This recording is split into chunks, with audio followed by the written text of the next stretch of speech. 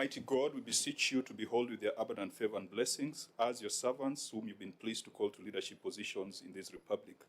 We seek guidance to treat and consider all matters that shall come under our deliberation in so just and faithful a manner as to advance the peace, prosperity, and welfare of our country and of those whose interest you have committed to our charge. Amen. We may be seated. Honorable members, welcome to this meeting of the Public Accounts Committee. We started much earlier. We were doing the briefing in the chair's office, and I think we have a very good view of issues before us that will enable us to spend as little time as possible. Our agenda today is to have a conversation with Siaya County Executive to consider the status of implementation of the reports of the Auditor-General on the financial statements for the county executive, the receiver of revenue, and county revenue fund for the financial year 2024-2025. Could we adopt the agenda, honorable members? Could I get a proposer? Chair, propose. I second. Thank you, Senator Lelegwe, for proposing. Thank you, Senator Wambua, for seconding. We will do a quick round of introduction, starting with members of Senate present. Chair, my name is Leleg. Sorry. Okay. Chair, my name is Lelegwe Tumbesi, Senator for Samburu County, member of the committee. Madulo, Senator Isiolo, member of the committee. Yeah, good morning, Governor and your delegation. My name is Jones Maruma, Senator representing Taita Taveta, Vice Chair to this committee. Through the chair, Chirargek Protich is my name. As the Senator of the Republic of Kenya representing the great people of Nandi County. Chair and the team from Siaya, for the final time, my name is Edwin Sifuna, Senator Nairobi, and a member of this committee. Thank you, Chair. Colleagues. Okay. Senator Wambua, proceed. I'm not sure about what the final time means. He will tell us later. So, Chair. Chair, colleagues, the delegation from Kisumu, my name is Order. Kwambua. Siaya. Oh, Siaya. I'm sorry. Eno Kwambua, Senator Kitui, a member of this committee. And I'm Moses Otieno Kajwang, Senator from Homa Bay. I chair the committee. The clerk supporting us. Good morning. My name is George Otieno, committee clerk. Good morning, Chair and members. My name is Eric Njogu, clerk assistant. Michelle Otoro, legal counsel. Shuman Hira, research officer. Shalim Simbi, Hansard officer. Brilliant Baraza, intern. John Chege, sergeant at arms. Yeah, that's all for today. Karibuni, Office of the Auditor-General. Good morning, Chair and members. I'm Murike Patrick, the liaison officer. Chair of our team from Kisumu, who are responsible for the audit of Siaya. With their permission, they'll come on record. Thank you, Chair, and good morning, everyone. My name is Dennis Kariuki, Director of Audit. Thank you. My name is Samuel Chege from the Office of the Auditor General, Deputy Director. Thank you, Chair. That's all, Chairman, Chair. Karibuni, I hope you didn't have to travel back after our meeting with Kisumu. Controller of Budget. Good morning, Chair. My name is Joseph Wambua, representing Controller of Budget. Karibu, ESCC. Good morning, Chair and honorable members. Christine Mo from ESCC. Thank you. Karibu, Christine, National Treasury. Morning, Chair, honorable members, Her Excellency the Governor. I'm Dr. Jackson Dungo from the National Treasury. Thank you. Karibu. I believe those are the stakeholders on our side, with the exception of the Institute of Certified Public Accountants of Kenya. Let's find out whether the County Assembly of Siaya is present. Yes, Chair, the Assembly is present. Okay, do we have the chair or members of the Public Accounts Committee, Siaya County Assembly? Yes. Okay, please go on record. William Kinyani, Chair PAC. Are you accompanied by any of your members or secretariat? Morning, Chair. My name is David Ragen, the Vice Chair PAC. Good morning, Chair and honorable members. My name is Regina Koth, PAC Committee Clerk, Siaya County Assembly. Okay, that's it for the County Assembly, Mr. Chair. Okay, Governor Siaya, please go on record. Thank you, Chair and members of the committee. My name is James Orengo, Governor Siaya, and I'll ask my colleagues to introduce themselves, beginning with Waziri. Morning, Chair. My name is George Nyingiro, CC Finance and Economic Planning. Good morning, Chair, honorable members, your Governor. My name is Elizabeth Adongo. I'm the Acting County Secretary of Siaya. Thank you. Good morning, Chair and honorable members. My name is Velma Maumo. I'm the County Attorney. Good morning, Chair. My name is Jennifer Ogola, Director Internal Audit, Siaya County. Good morning, Chair, honorable members. My name is Cyrus Oguna, the Chief of Staff, County Government of Siaya. Chair, my name is Okanda Leonard, County Solicitor. Good morning, Chair. My name is Christine Okoth, Director of Finance, Siaya County. Good morning, Chair. My name is Enoch Odhiambo, Head of Financial Reporting. Morning, Chair. My name is Moses Okoth, Director Revenue. Morning, Chair, honorable members. My name is Engineer Collins Juma, Chair of the Public Service Board. Good morning, Chair, honorable members. My name is Bernard Sierro, the Chairman Audit Committee. Morning, Chair. Bethel Omondi, Accountant, Financial Reporting.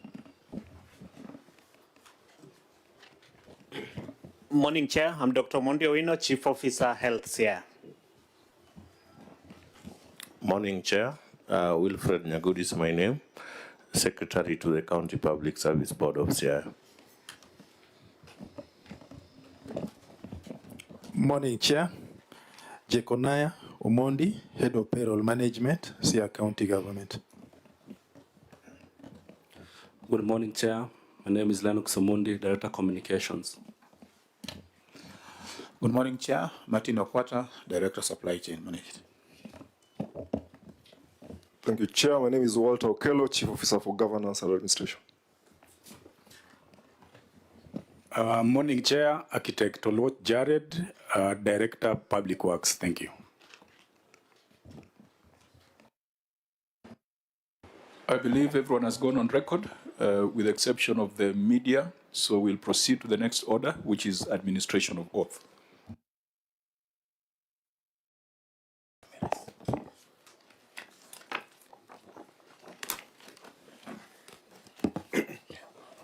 I, James Orengo, do solemnly swear that the evidence that I shall give before this committee in respect to the matters before the committee shall be the truth, the whole truth, and nothing but the truth, so help me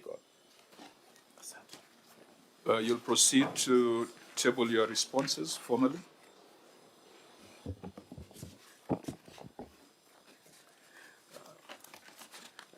Mr. Chairman, sir, I hereby table the following documents before the committee. One, management responses and accompanying annexures on the status of implementation of recommendations of the committee on the report of the Auditor-General on the audited financial statements for the county executive of Siaya for the financial year 2024-2025. Two, management responses and accompanying annexures on the status of implementation of recommendations of the Committee on the Auditor-General on the receiver of revenue statements for the County Executive of Siaya for the financial year 2024-2025. And management responses and accompanying annexures on the status of implementation of recommendations of the Committee on the Auditor-General on the County Revenue Fund for the County Executive of Siaya for the financial year 2024-2025. Auditor-General, have you reviewed, because they were supposed to have been circulated to you 7 days in advance, and are you able to guide us? Thank you, Chair. We confirm and we are ready to proceed. Clerk of the Senate? Yes, Chair, I do confirm that we received them within the timelines. Was there any fine imposed on the governor as per our resolution of 31st of March? No, Chair. Okay, so that does not apply. Fine. So we could start by finding out from the County Assembly what they've done to this report, but Senator Cherargei first. Maybe, Chair, the County Assembly can go. I have a preliminary objection. Okay. Okay. Fine. The County Assembly Chair, could you let us know whether your committee has considered, debated, and made recommendations on the reports before us? Yes, we did. Okay, maybe I'll just kindly ask you to stand for, you are in a bit of a blind spot. So when did the County Assembly of Siaya adopt your reports?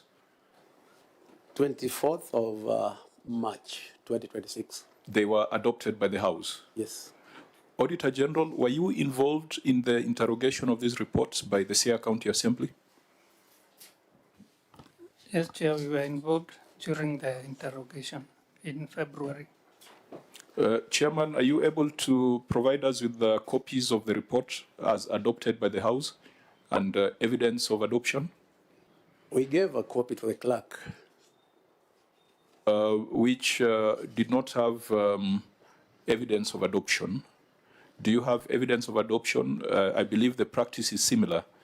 In Parliament here, you'll have a stamp indicating the date it was tabled, the date it was adopted. But in the absence of that, you could provide us with a Hansard. We didn't provide the Hansard, but then given time, then we can do it. Okay.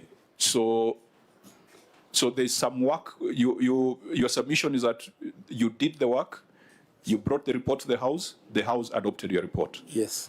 We'd be very happy to get a copy of your report, formally tabled, and as well as the adoption, the evidence of adoption. And once we get that, I think on behalf of the Senate, we'd like to commend the County Assembly of Siaya for fulfilling its obligation as required by the Constitution.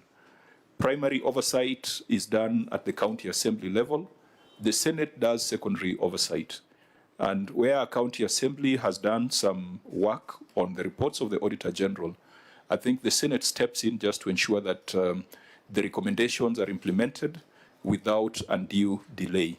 So if you can get evidence of your report as adopted by the House, that can guide us. But that still does not stop the Senate from asking certain questions which are of interest to the public or which are still outstanding as per your report. So thank you, Mr. Chairman. And if you require time to provide that report, we'll give you time.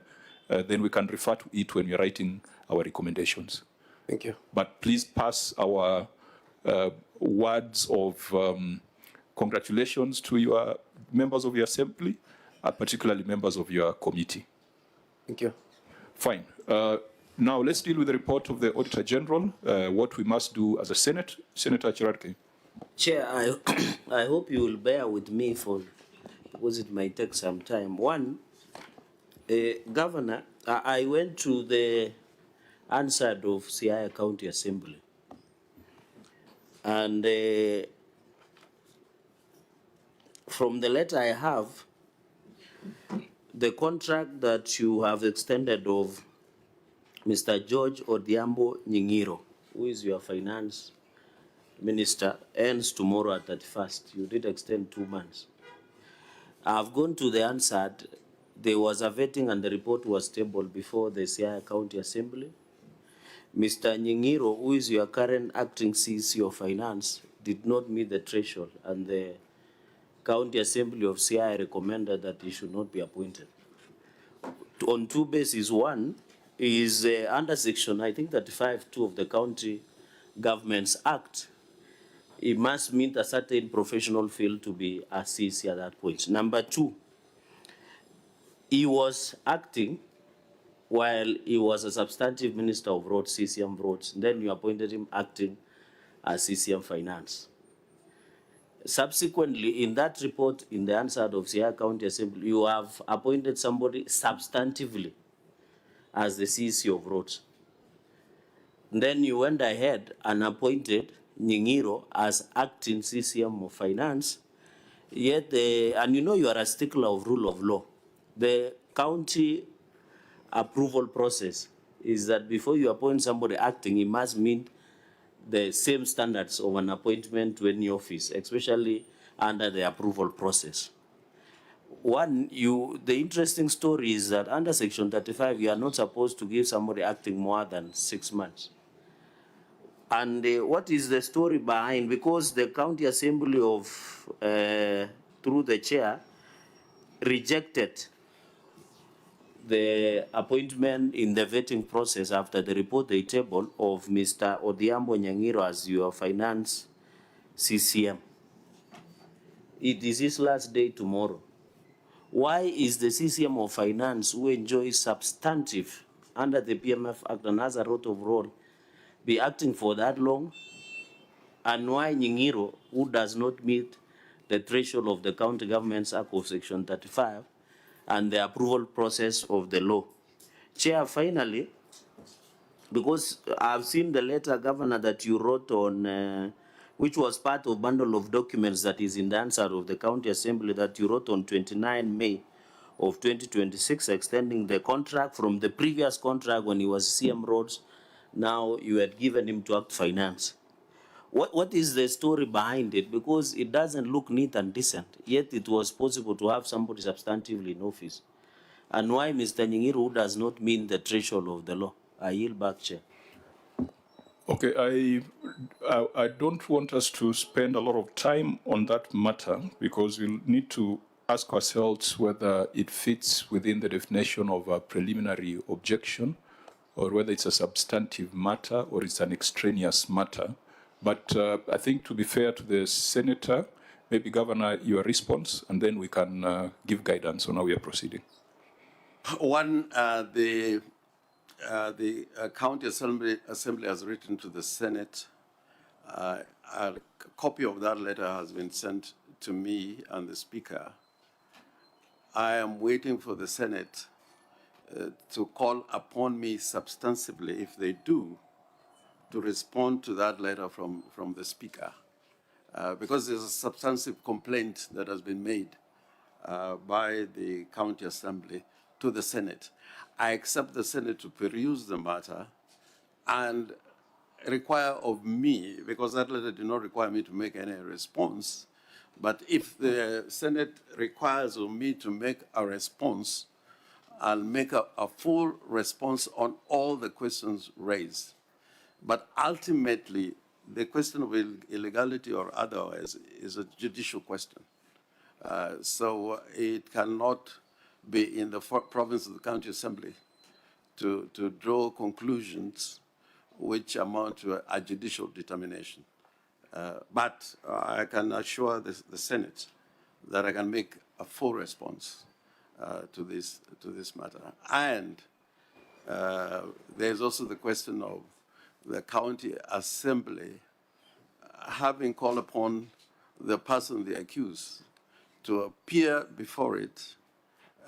He has been summoned before the County Assembly many times to respond to questions, to present budgets. So by their conduct also, they are stopped from raising that question. But I plead that this is not the kind of question you can raise from the floor and expect a response when there's a substantive complaint. So there's a substantive petition to the Senate on this matter? By way of a letter. By way of a letter? Yes. Chair, I think my raising of this objection is not in idle. You and me know the importance of CCM finance under the PMF Act and Section 35 on the roll. So my only concern, apart from which I am not aware, because maybe you should say which committee was referred to, I'm not aware, but looking at the answer, was my only concern, Chair, on several occasions. All people who have appeared, witnesses, all substantive officers. My only concern as DCM Finance is acting. And you know me, the difference between acting and substantively in office. Outside the legal jargon and the politics around it, because this is the first time we're having a CCM appearing before this committee in acting capacity, which we have never done before. Even a clerk of a county assembly, we have even set a precedent that if a clerk of county assembly, of course who is executive, appears and is acting, we rarely entertain that presentation. Point of order, So Chair. my only concern, can I? Just point of order. Okay, Senator Sifuna, if it's a point of order. You said something that I don't think is accurate, Chair. That there has never been anyone appearing in acting capacity before this committee. It might be my last day on the committee, but I do recall on several occasions we have asked governors sitting there why certain people have been in acting position and for a long time. So, in as far as that is concerned, Chair, I think that's inaccurate. And secondly, we have insisted that the person who bears primary responsibility when it comes to oversight is the governor himself. He's sat there and he's ready to, go through this process so that any other person in his team who might not, whose face Gerard Gay might not like, is really not relevant to the conversation, in my view. For as long as the governor is here and is able to answer questions regarding the utilization of public resources in Siaya, I respectfully propose that we go to the substance before us, because you can see these documents are quite voluminous, Chair. Chairman, so it was I know it was a point of order. Could you just close, because you had already made reason in as Chairman, before we proceed, sir. Yes. You recall that it's on record that County Assembly of Nyamira appeared before your committee, and the person who appeared as the accounting officer was an acting clerk, not the substantive office holder. I remember raising that issue, and you ruled as a chair that even a person who is in office acting, as long as they have appended a signature to the documents before us, we will proceed to entertain and hear the substantive issues. I'll plead with my friend Senator Cheragay, who is a lawyer like me, that we look at the substantive issues that are before us, other than looking at the technical aspects, because the people of Siaya are really not interested in these other diversionary issues. They want to know whether the money that was sent to Siaya has been expended for the benefit of the people, and whether there is value for money. These are the things, Chair, will not help us add value to the people of Siaya. Thank you. Senator Cheragay, please just wind up. Yeah, just wrap it up. I also believe the people of Siaya would want the rule of law being upheld. It doesn't mean that it should not be upheld. Finally, Chair, the reason we do these meetings is not in vain. In as much as we want to look at the numbers, we must look at the functionality of governance structures within an organization. Say that the role of county assembly who play the primary oversight and the executive, the implementer, must be looked at.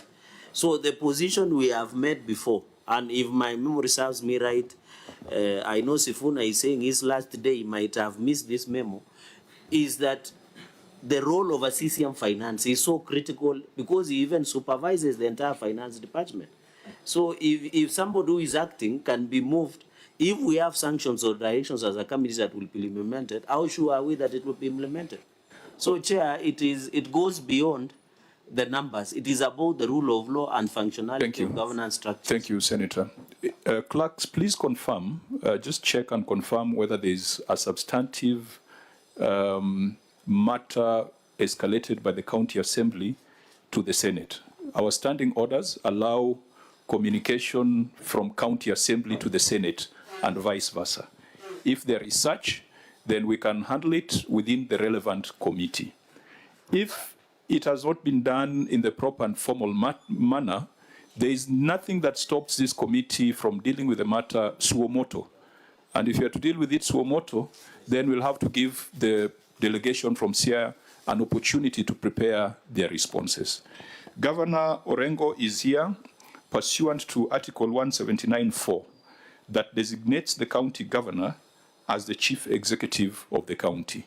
So as the CEO of the county, if he brings players who have injuries or players who have no idea how to play the game, it's going to bear on him.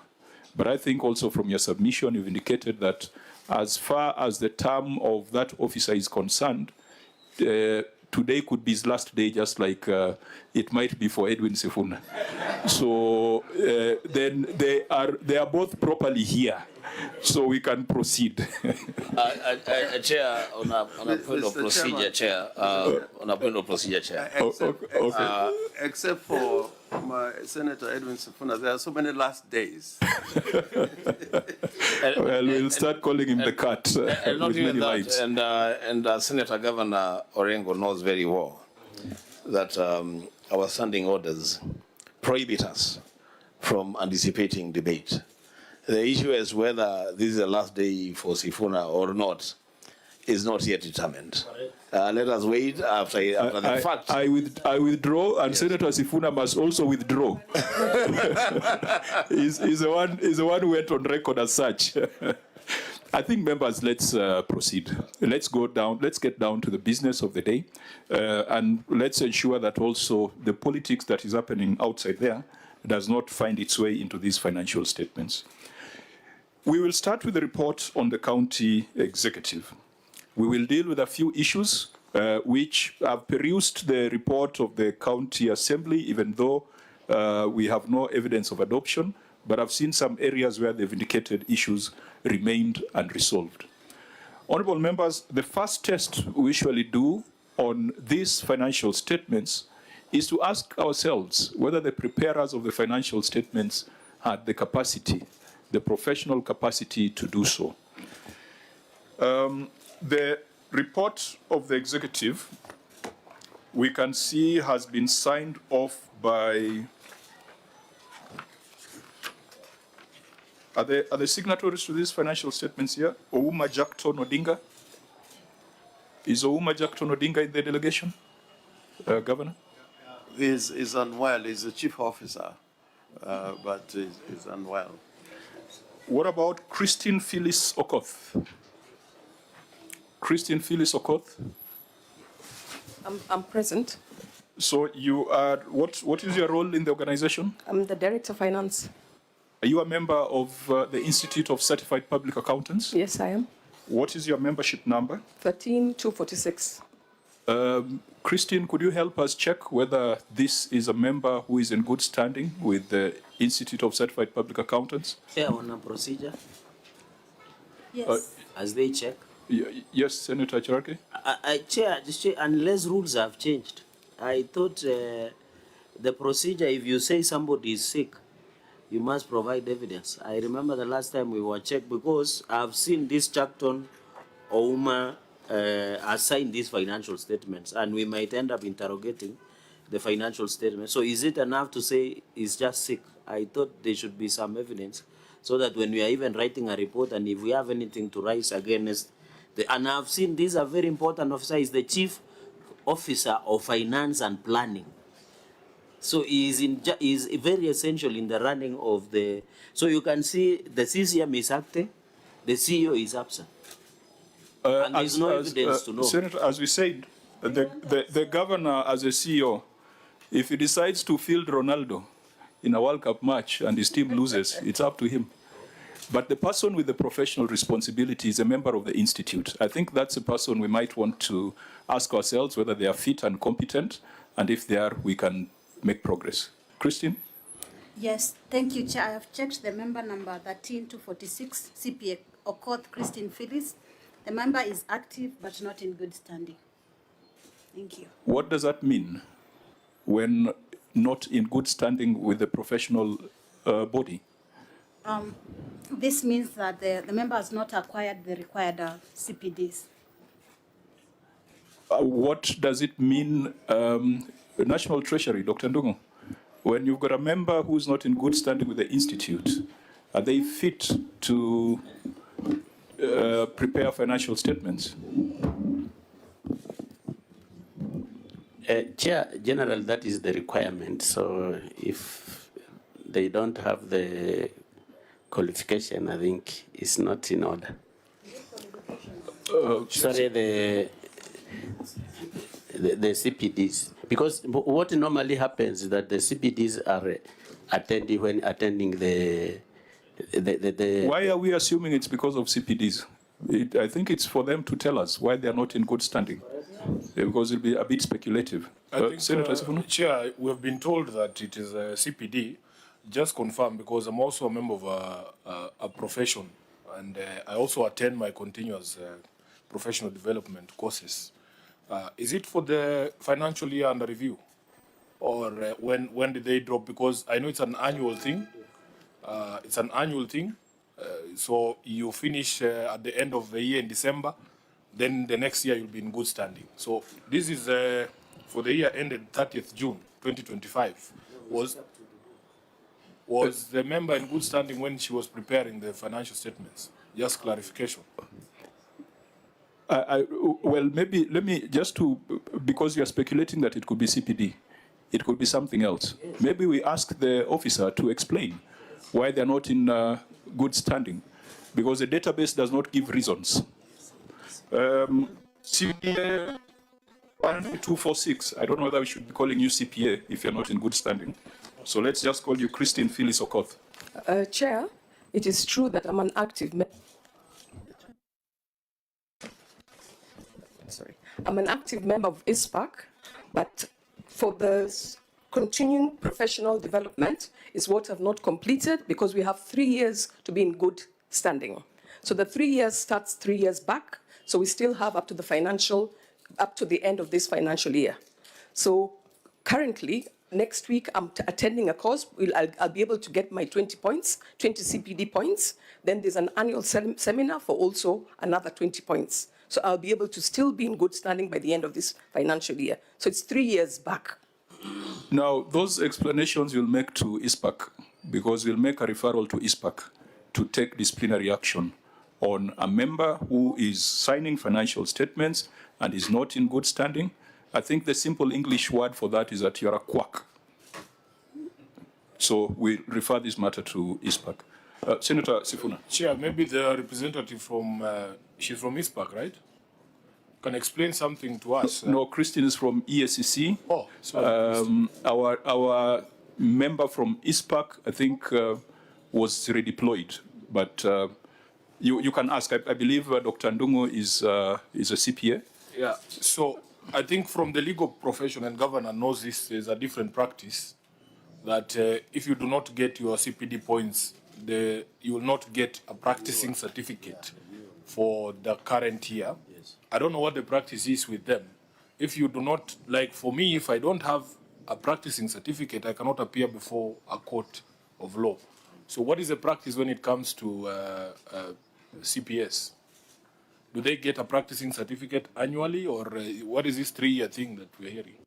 And Chair, really, how do you make sure that you remain in good standing? Do you have to wait until you are in bad standing, then you start looking for CPD points, or you can still update continuously? And if that is the case, then why did it then the CPA update before then you are rendered to be in bad books? Chair, I think we are ring fencing here, Dr. Ndungu, because I thought also professional misconduct can make you not be in good standing. Maybe you can clarify that also. Yeah, that's why we said let's not speculate that it's CPD. Those explanations can be done before ISPAC. They are the ones who know why their members are not in good standing. But to the question raised by Senator Sifuna, either Treasury or Auditor-General, you can respond. What happens? They are both regulated professions with more or less similar licensing arrangements. I have an issue. Once, with advocates, once you're in the role of advocate, you are an advocate. But if you do not take out a practice certificate, then you cannot appear before a court. That does not mean you're not an advocate of the High Court of Kenya.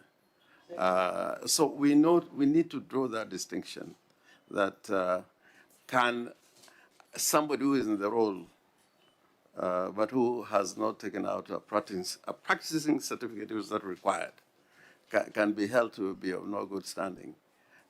So I think it's not a matter that we can draw conclusion. I think we need to look at it properly instead of drawing conclusions which may not reflect the actual practice by accountants, so to speak. No, we will not draw conclusions. We'll refer the matter to ISPAC because they are the professional body. But as you said, you could have gone to law school and all that, but without a practicing license, you can't appear before a judge or a magistrate. The same thing in accountancy. If you are not in good standing, you are not competent to sign off financial statements. We raise this not because we are petty. We raise this because we are seeing a disturbing trend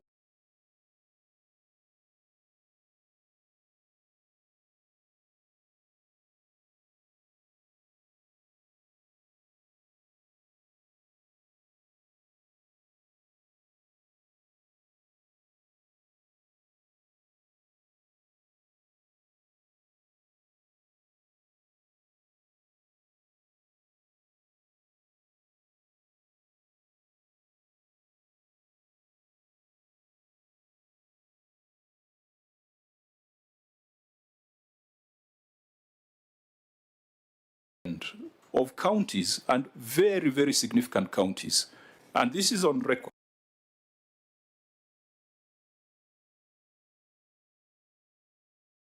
Professions in county governments. So it's not idle, it is not personal.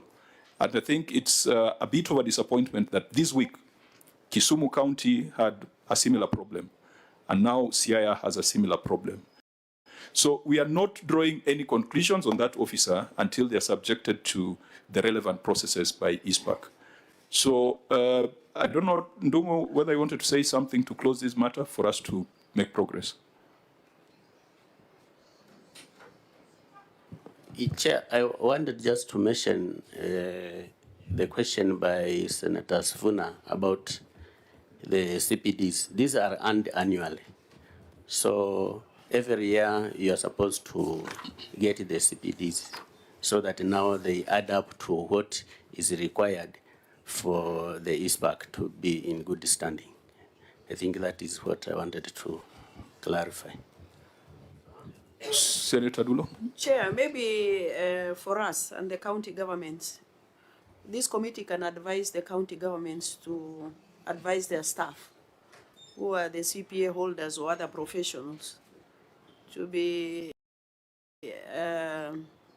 getting their certificates yearly as required by law, so that we cannot challenge them, or maybe they cannot be challenged as far as what they are doing in those counties are concerned. Thank you. Yesterday we resolved we are writing to ISPAC to do an advisory to the Senate and to all government entities on the suitability of persons who prepare financial statements. And I think we'll call ISPAC and have that conversation because if you have the right people preparing financial statements, then we are going to have fewer financial issues. And I think when you come to the Senate, we'll be discussing much more productive things. Honourable members, in this report, there are about 4 issues that are cross-cutting. Very many paragraphs on human resource, and perhaps Senator Chirarge's earlier objection is a pointer to the HR problems there. There are about 3 paragraphs on trade payables. There are paragraphs on procurement, paragraphs around governance, internal audit and legal department, and several paragraphs on projects. I wanted to suggest that we start with the paragraphs on trade payables, pending bills, because that is about the lives of service providers and employees in Siaya. Auditor-General, could you just, the 3 are related. Are they related? Because there's a debt to revenue ratio that you have queried under paragraph 23.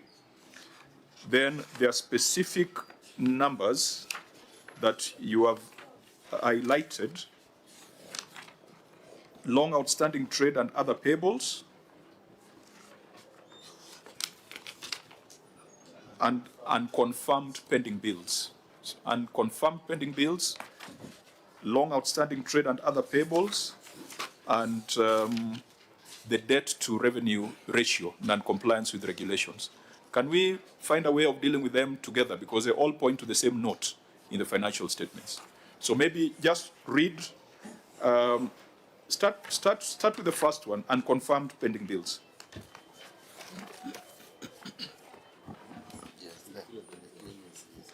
Thank you, Chair. This is a report of the Auditor-General on County Executive of Kisumu. County Government of Siaya. Basis for qualified opinion, paragraph number 5. Unconfirmed pending bills. The statement of financial position and as disclosed in note 32 to the financial statement reflect a balance of Kenya shillings 1,889,967,165 in respect of trade and other payables as at then the year end. However, the amount includes Kenya shillings 14,925,862 in respect of provision for security and cleaning services, which was not supported by local services holders, LSOs, inspection and acceptance reports, job cards for cleaning works done, and work attendance register.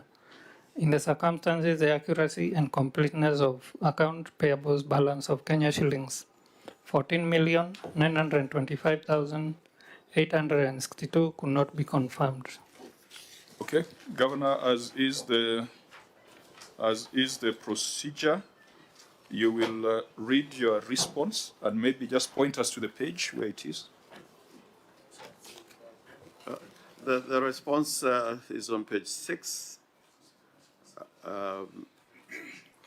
The audit observation is duly noted.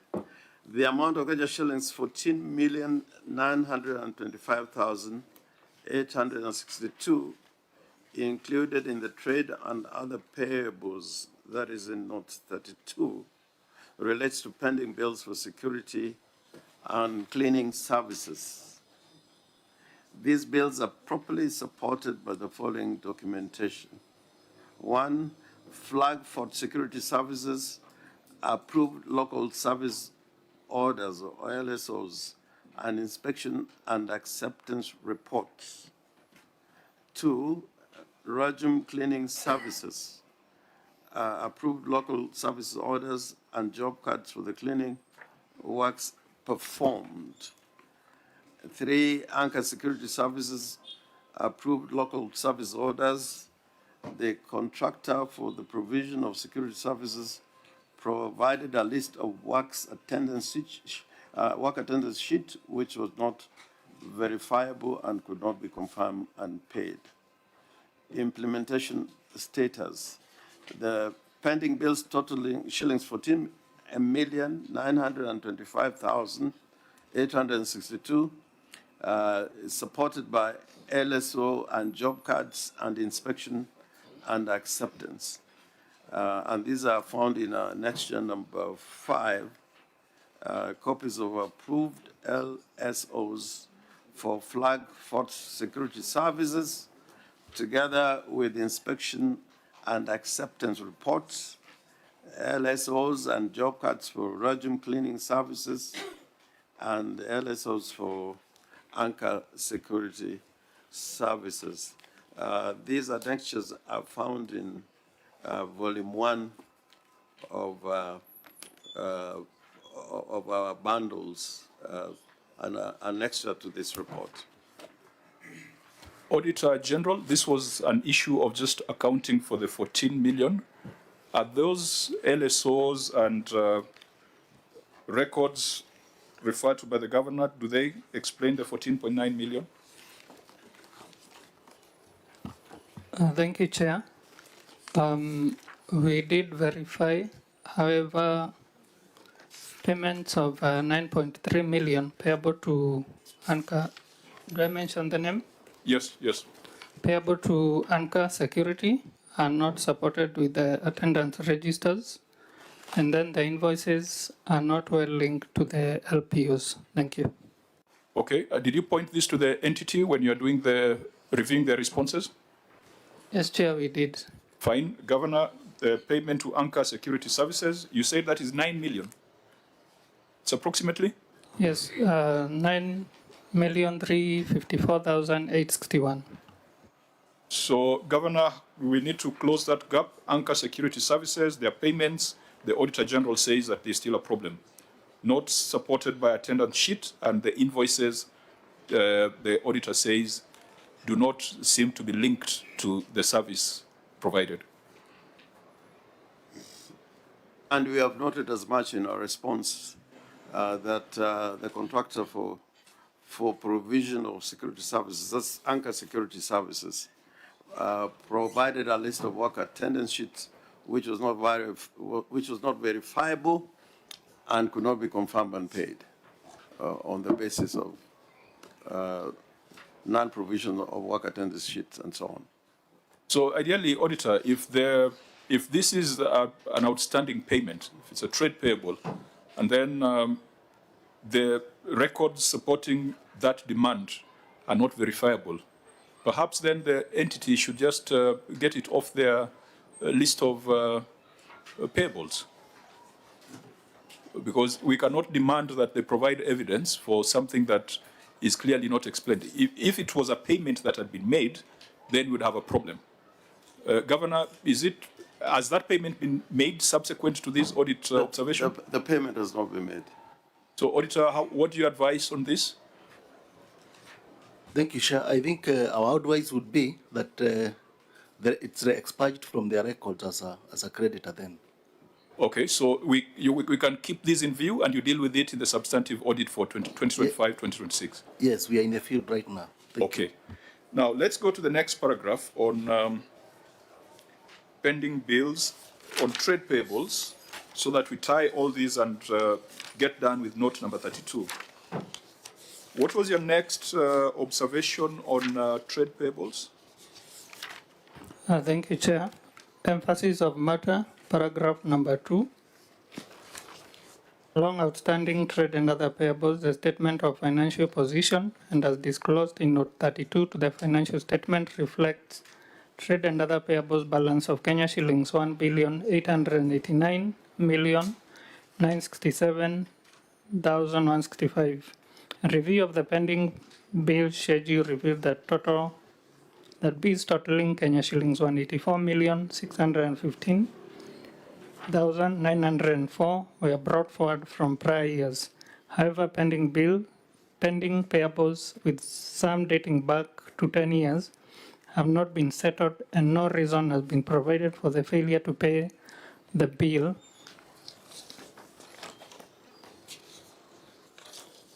Contrary to Regulation 41(2) of the Public Finance Management County Government Regulations 2015, which states that debt service payment shall be first charged on the county revenue fund, and the accounting officer shall ensure that this is done to the extent possible that the county government does not default in debt obligations.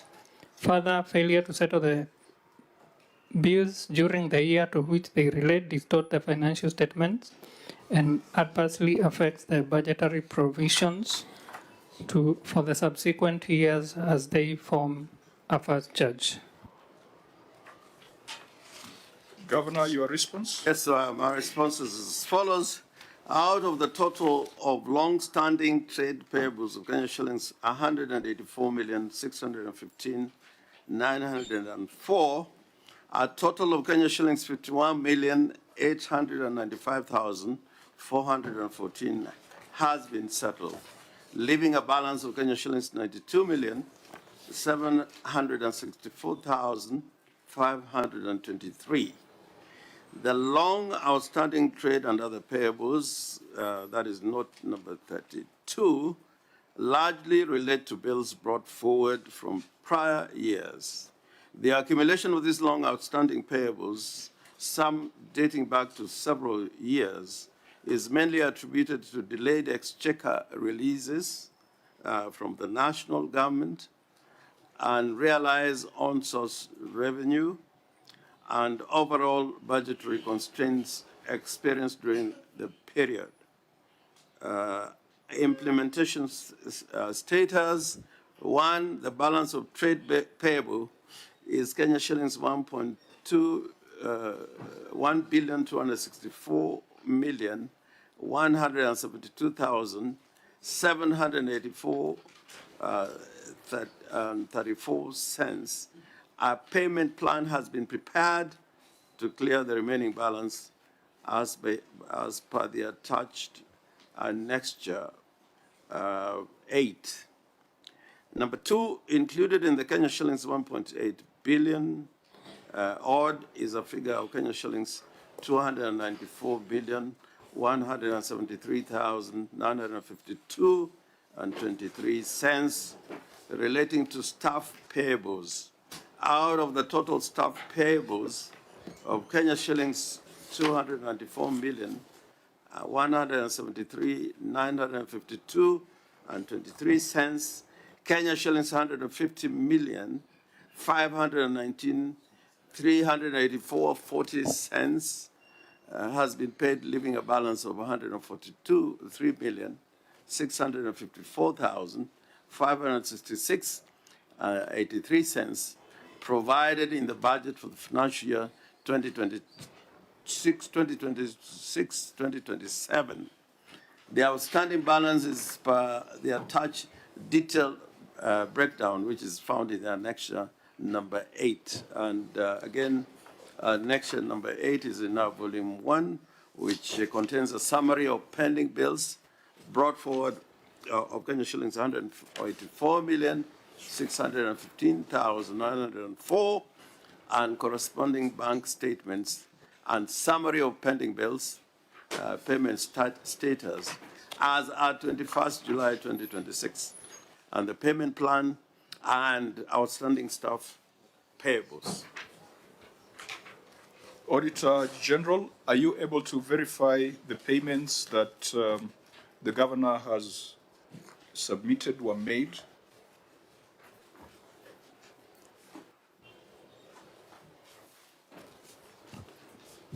Thank you, Chair. We verified the balance of out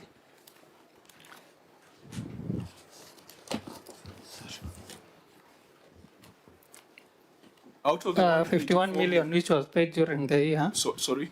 Yeah, just say it again. 51.5, which was paid during the year, leaving a balance of 0.5 or 0.8? Or 25.20 out of the 184 that we had queried. How much can you, the governor says 51.8 million has been settled. During the year, or out of the 184. Does that correspond with the analysis? Yes. Okay. But now the bigger picture is on the global figure of 1.8. Well, let's go step by step. So leaving a balance of 92 million. Now, honorable members, if we go to note number 32, we are able to see the aging analysis of trade and other payables. Over 3 years was 32 million, 2 to 3 years was 41 million, 1 to 2 years was 110 million, totaling to the 184 million cited by the Auditor-General. Governor, could you let us know whether the 51.8 million affected the debt over 3 years or the debt of between 2 and 3 years? Because there's an aging analysis there for us to confirm that you are settling it on a first charge basis. I think I'll look at the long annexure that is contained from page 8, volume 1, annexure number 8, which runs from page 188, and is more than 100 pages. One can be able to glean out the details that the chair is asking for.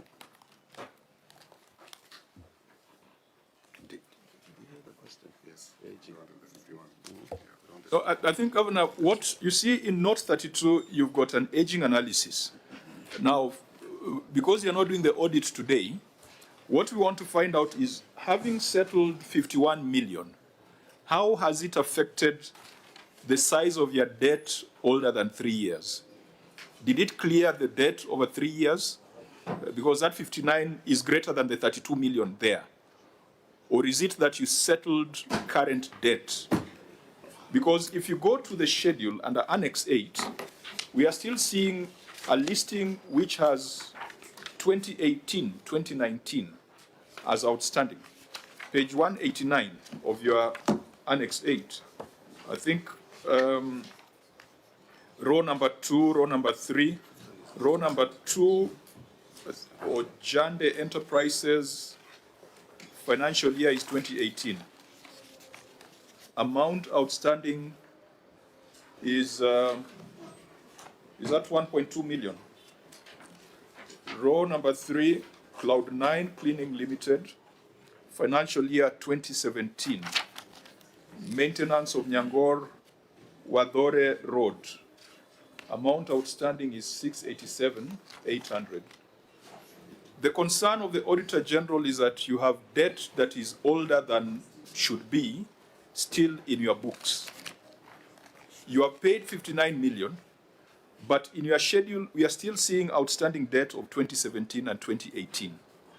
So that is a question whether your 59 million prioritized the older debt on a fast charge basis.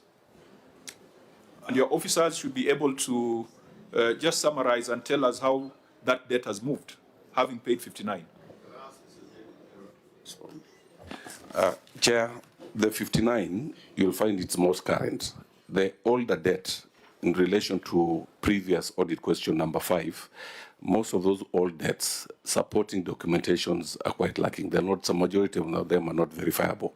And we'll see some are going from 2015, 2017, 2018, 2019. So most current for the 59.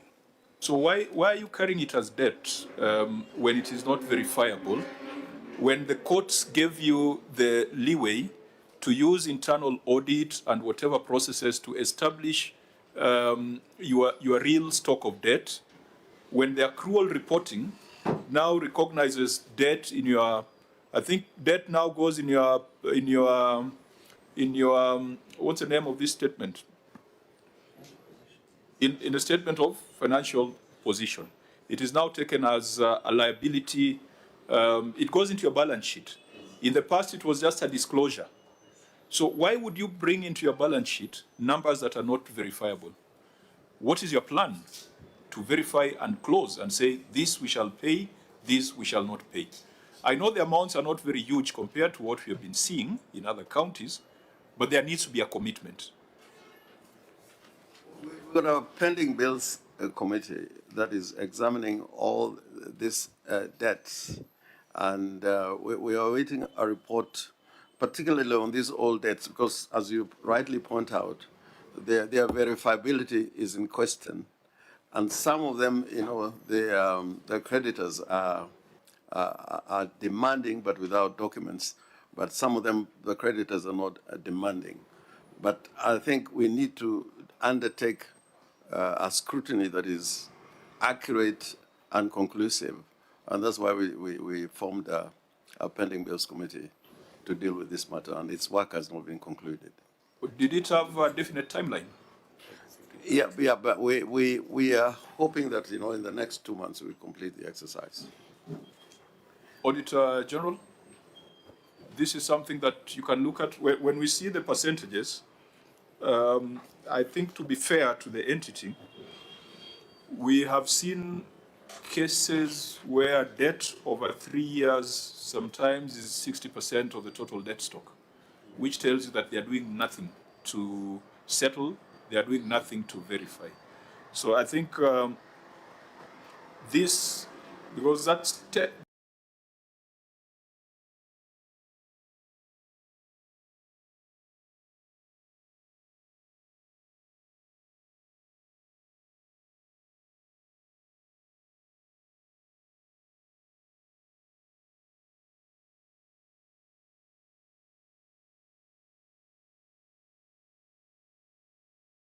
that was 10%. 184 was 10% of the total debt, which was greater than 1 year.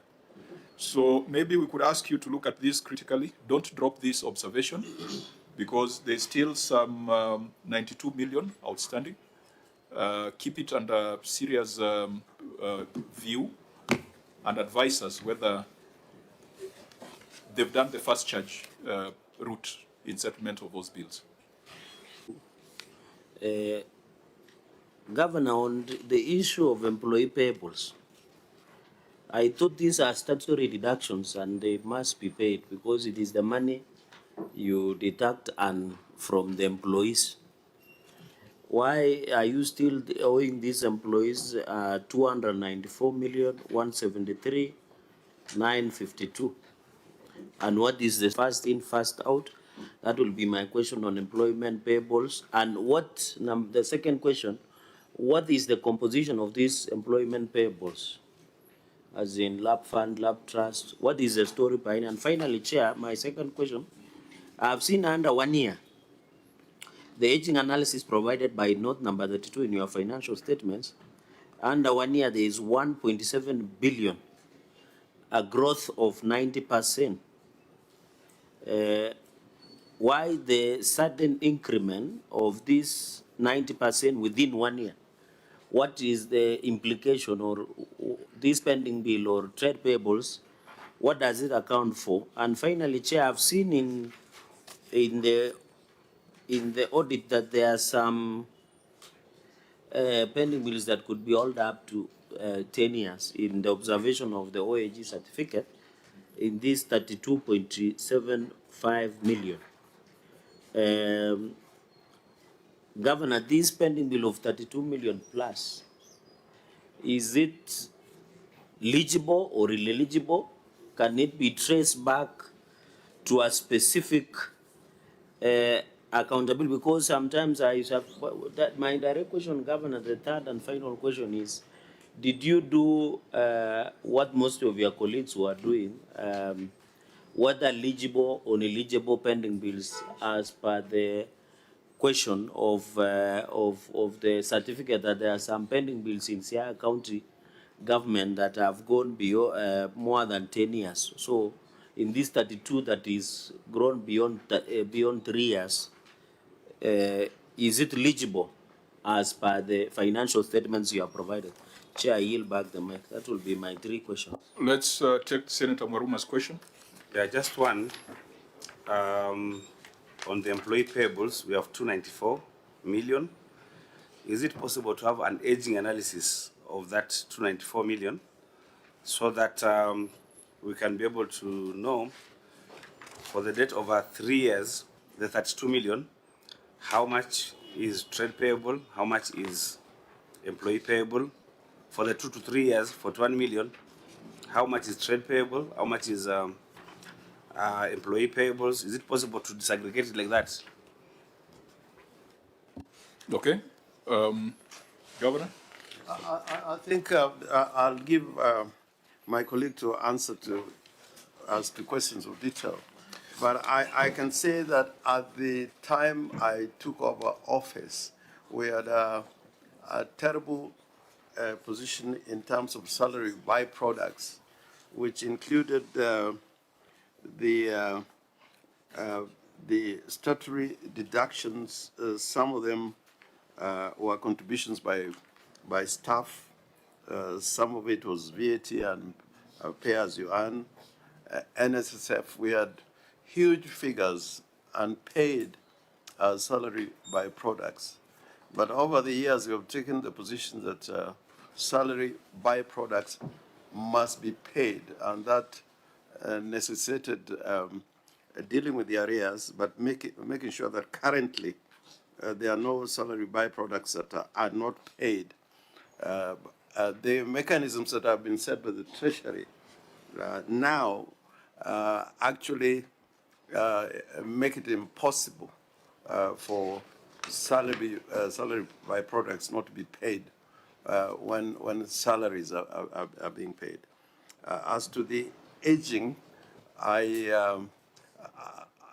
that can be done. We can be able to do an aging analysis as indicated by Senator Marwa. But let me see to... Okay, proceed. Susie. Chair, on salary payables, the 294, as of to date, we have already paid 150 million. and we are left with a balance of 143. And one of the huge debt that is still outstanding, it is the fund local authority. It's a debt of around 44 million. This we inherited. We have been reducing it year by year. We inherited around 75. Now we are at 44. And even for this financial year, we have budgeted around 20 or 30 million to be able to pay. This is from 2013. And then for pension, as Governor had mentioned earlier, we had inherited huge debt in pensions, which now, even this financial year, we have reduced this debt up by 45 million, to 45 million, which was 74. And the other huge one was insurance deductions, not the SACCO deductions, the 27 million, which we have also paid, and now we are having an outstanding of 13 million. Now, to cure this in FY 26-27. CC, where are you reading from? Sorry. Where are you reading from, those numbers, so that you can follow? Are they in Annex 8? And if they're in Annex 8, which page are they on? He has said, Chair, in addition, out of 294, 44 is attached to municipalities. That is main 250 million. So can you segregate? Yeah, is that here? Yes. Because you have referred to Annex 8 additional. I've been looking for it because it could help us answer the question raised by the senators. There is an additional information that you should have provided in the attachment, which is here. It is not here. But if you go to Annex 32, Note 32 of the financial statements, you will see trade and other payables, employee payables of 294. So I was giving a status of the 294 to date. Yeah, that's okay. That 294, you have paid some. You are remaining with a balance of 143. We just wanted to get visibility on the makeup of that outstanding 143. Are they deductions that you have made and you have not remitted, or are you dealing with past obligations? That's just what we want to establish. We have dealt with the past obligations, and some of them currently are being dealt with. Did you say that 44 million is from the local authorities? The fund local authority, the 44 million, yes. 44 million. 44 million. But that's paid or outstanding? Outstanding. Outstanding. Yes. When you look at debt over 3 years, it's 32 million. How do you reconcile the two numbers in the aging analysis? Okay.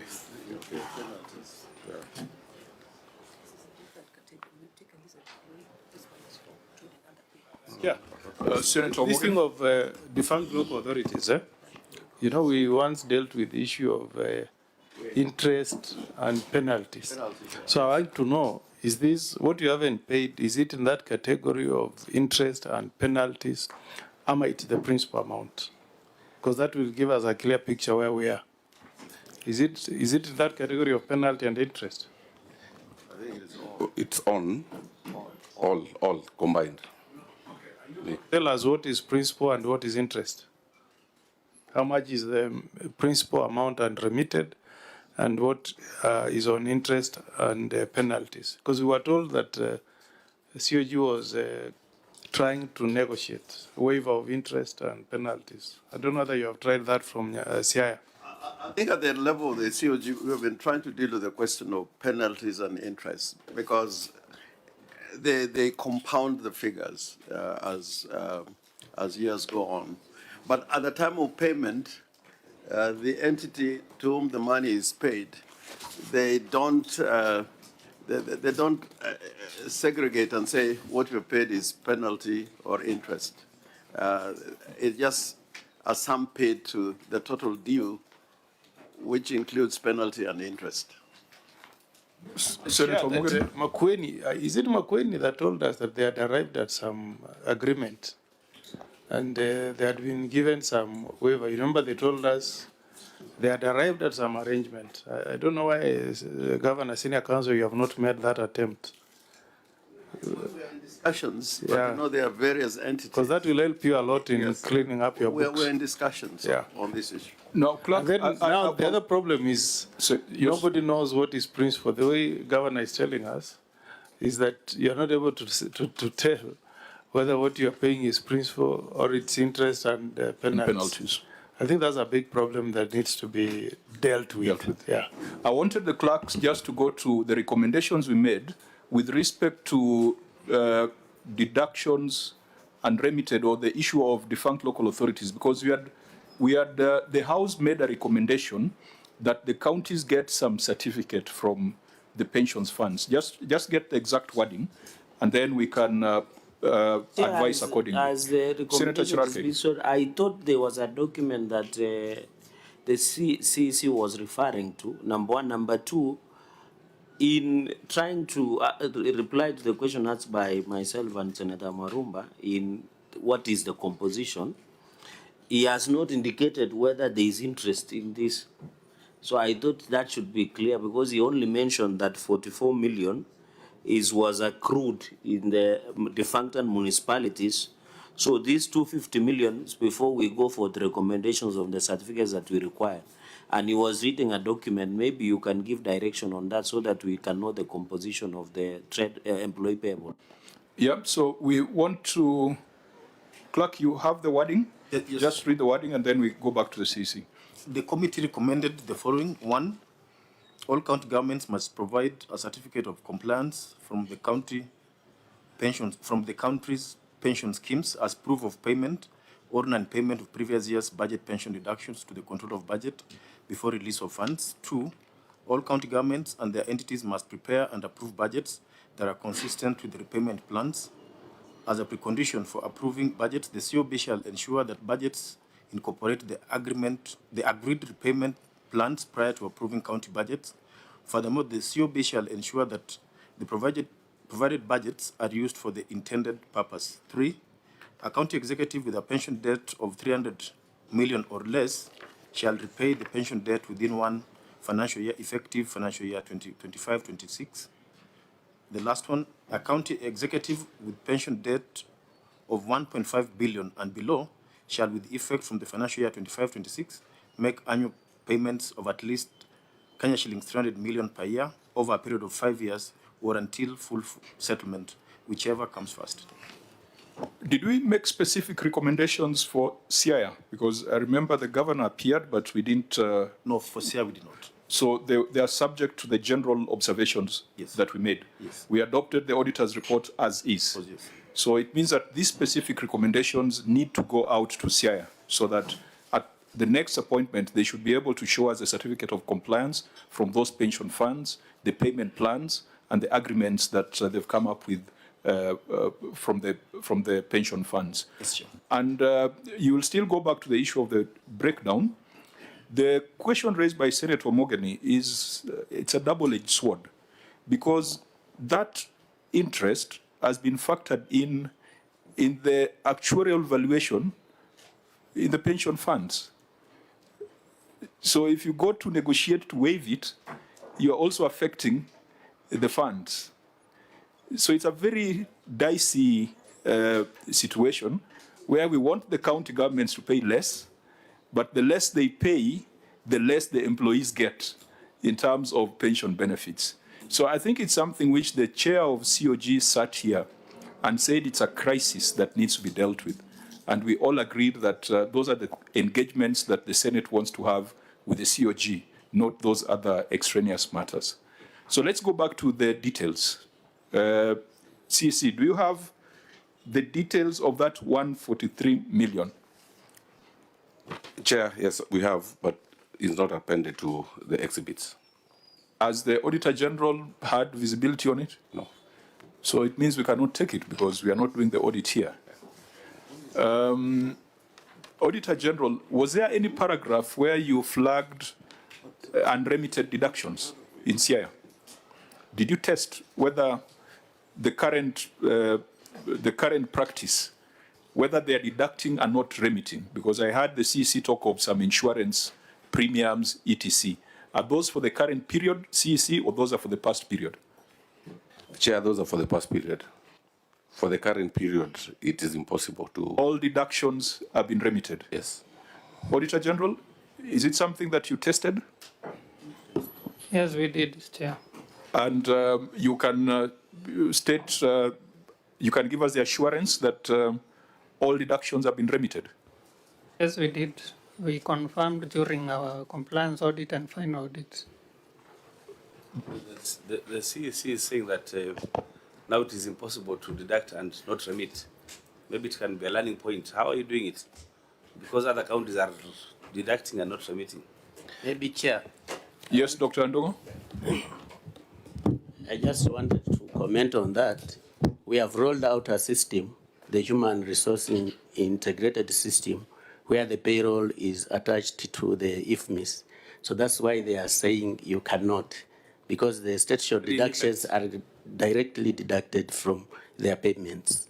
But that started in which financial year? From April 2026. April 2026. I think that is, yeah. So we'll see that in the financial statements for the next cycle. Exactly. Okay. Senator Gataya, please go on record. Thank you, Chair. My name is Senator Mwenda Gataya, Mofaya, the member of this committee. Karibu, Senator. I also have communication from the Senator Siaya. He's chairing an energy committee meeting and discussing things that are of relevance to Siaya County. I think they are meeting the nuclear, I don't know whether it's still called Nupair. It used to be called Nupair when that gentleman was there. Maya, Engineer Juma. It's still Nupair. I think they're having a conversation on the nuclear project in Siaya. And I think that's a very, very important conversation. If he's able to complete the meeting in good time, he will join us. Senator Maruma. You've mentioned in Engineer Juma, and I discovered that it is him. I've actually moved across the world with him on in the Energy Committee. Interesting times. We meet again. Yeah, but, are you conflicted? I'm not conflicted. Okay. Yeah, but Treasury, I'm wondering how that system is working. They deduct at source, but what is the extent? Because then there is the statutory deductions, and then there are deductions to do with loans, you know, for banks, you know, for SACCOs. Is everything, as long as the payslip is written, deduct this, they deduct everything, or how does it happen?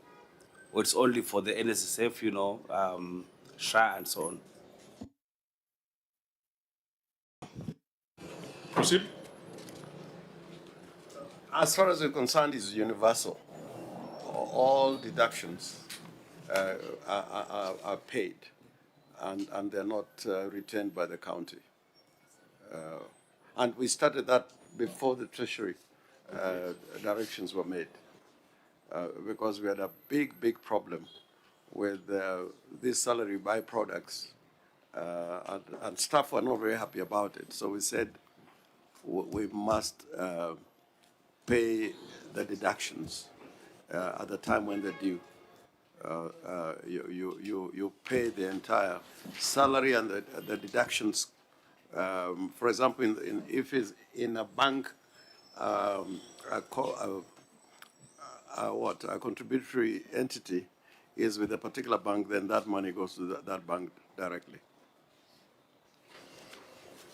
Okay, Auditor-General, keep this in view because the next year that the CC is offering, we cannot take it at this point if you have not looked at it. Senator Chiraki. Chair, the governor did not respond on this under 1 year of an increase of 90%, 1.7 billion. He didn't give us a clarity. Although on the employee payables, all of us agreed that this was money that was already deducted, budgeted for and deducted. So where is it? That is the whole point. So the OAG and the county must tell us where this, now that the segregation has been provided by CCM, this 294, but this growth of 90% within 1 year of 1.7 billion on the note number 32. What is the composition, Governor? Governor, did you get the question? I still don't get the question. I apologize. Let me rephrase your question. Governor, Senator, and the principal of Linda Mwananchi, let me repeat. Order. We have the governor of Siaya. But he has already declared himself as a party leader. No, that's anyway, that's another story for another day. Please. Yeah. So, under 1 year... It cannot be a story, it's reality. But is the chair... Governor, is the chair who is ruling it out of order. It's not me.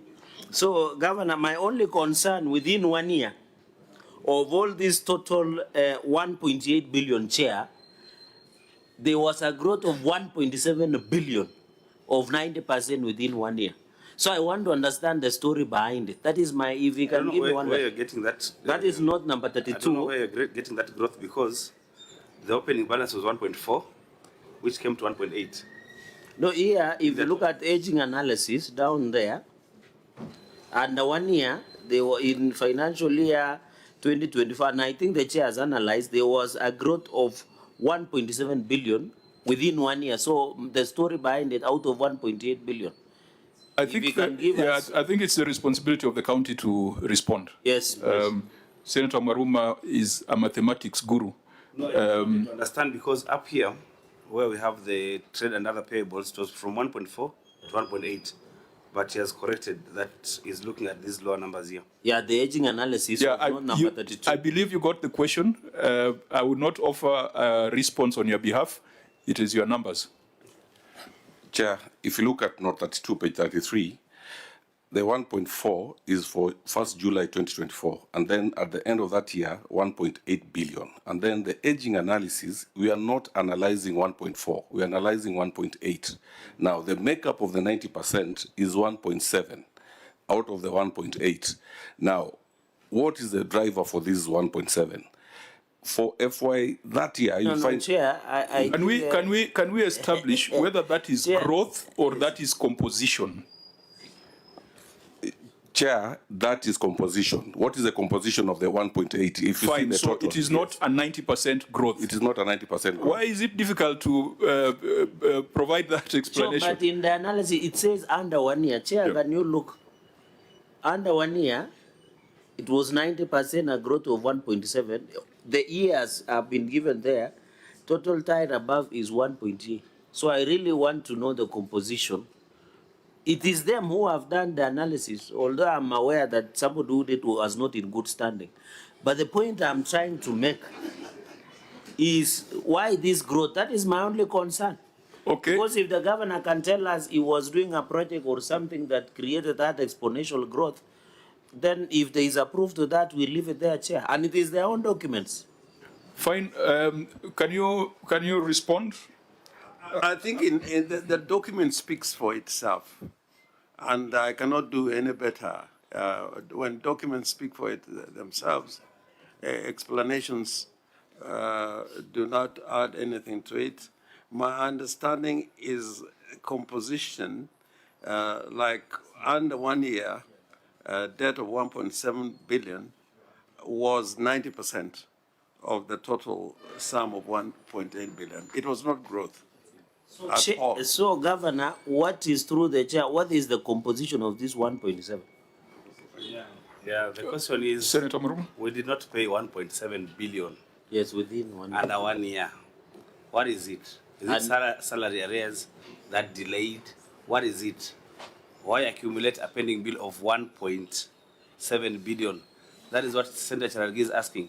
Is it delayed exchequer that then after June 30th, you're able to pay? You know that explanation. I think my vice chair is giving leading answers. I don't know where he should sit with us or sit with the governor. I'm confused. But Chair, I think the point is making, although he's leading the governor to maybe all the clutching straw as he drowns, by telling him it could be salary. So the composition, because the governor, remember in your documents, you have indicated through the chair that he has a payment plan. So we want to know under this 1 year, if you had a payment plan and you have not paid in one single year 1.7 billion, what is the story behind it? Thank you, Chair. I think that's fair. You can make reference to the annexures that are before us. I don't think none of the questions from these senators is idle, so you have a responsibility to respond to them.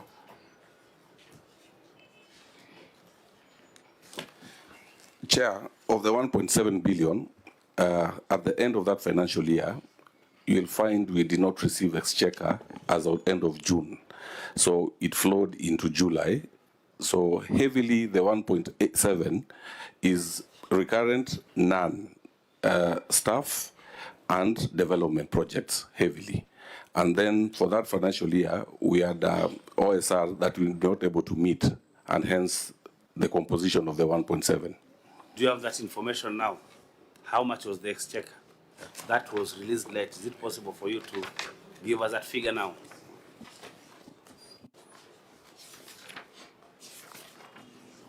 Proof that movement, because even if it was released at the cutoff of the end of financial year, there must be a view, because it's your money. The fact that the cutoff was the end, so where is it? Because, Chair, I can see a number of projects which we had linked with the earlier question on the issue of development projects, and he says part of the composition includes the projects.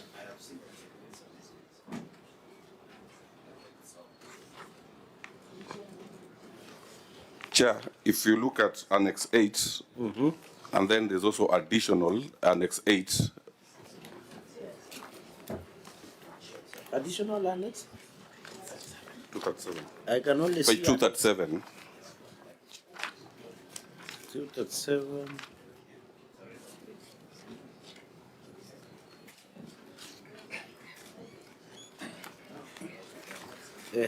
We are there. I think, CC, we are taking too long on this matter. Give us quick, direct answers. You have long annexures here. Just point us to the pages, and then if they speak for themselves, we can proceed.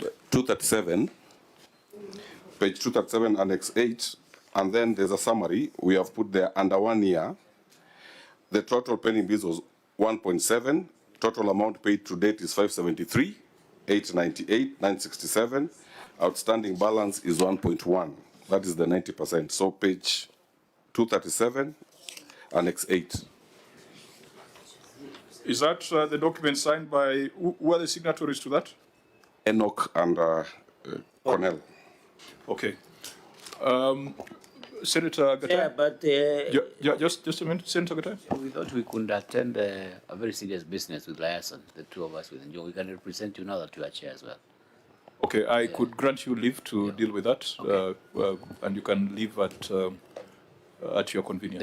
Thank you, Chair. Okay, Senator You could have Cherarke? also thanked Maruma for induction. Senator Cherarke, So, Chair, so that is why, you know, I don't know whether since his term is ending tomorrow, because in your presentation, you had said you owe 44 million municipalities, but here in the documents, and I think, Chair, that is why it was important, because if you see it is 50 million here. His document, page 237. Chair, that's why you are insisting to him that he should refer to something, because when he was answering us with Maruma, he says the function was 44 million, which I noted. But when you go to the document, just in passing, yes, it is 50,895,163.7. That was salary arrears for defunct and local authority, which forms part of employee payables. So, CC. So what I think what we can do on this particular matter, 90% of the debt was current. 10% of the debt was older than 1 year. Some of it has been settled.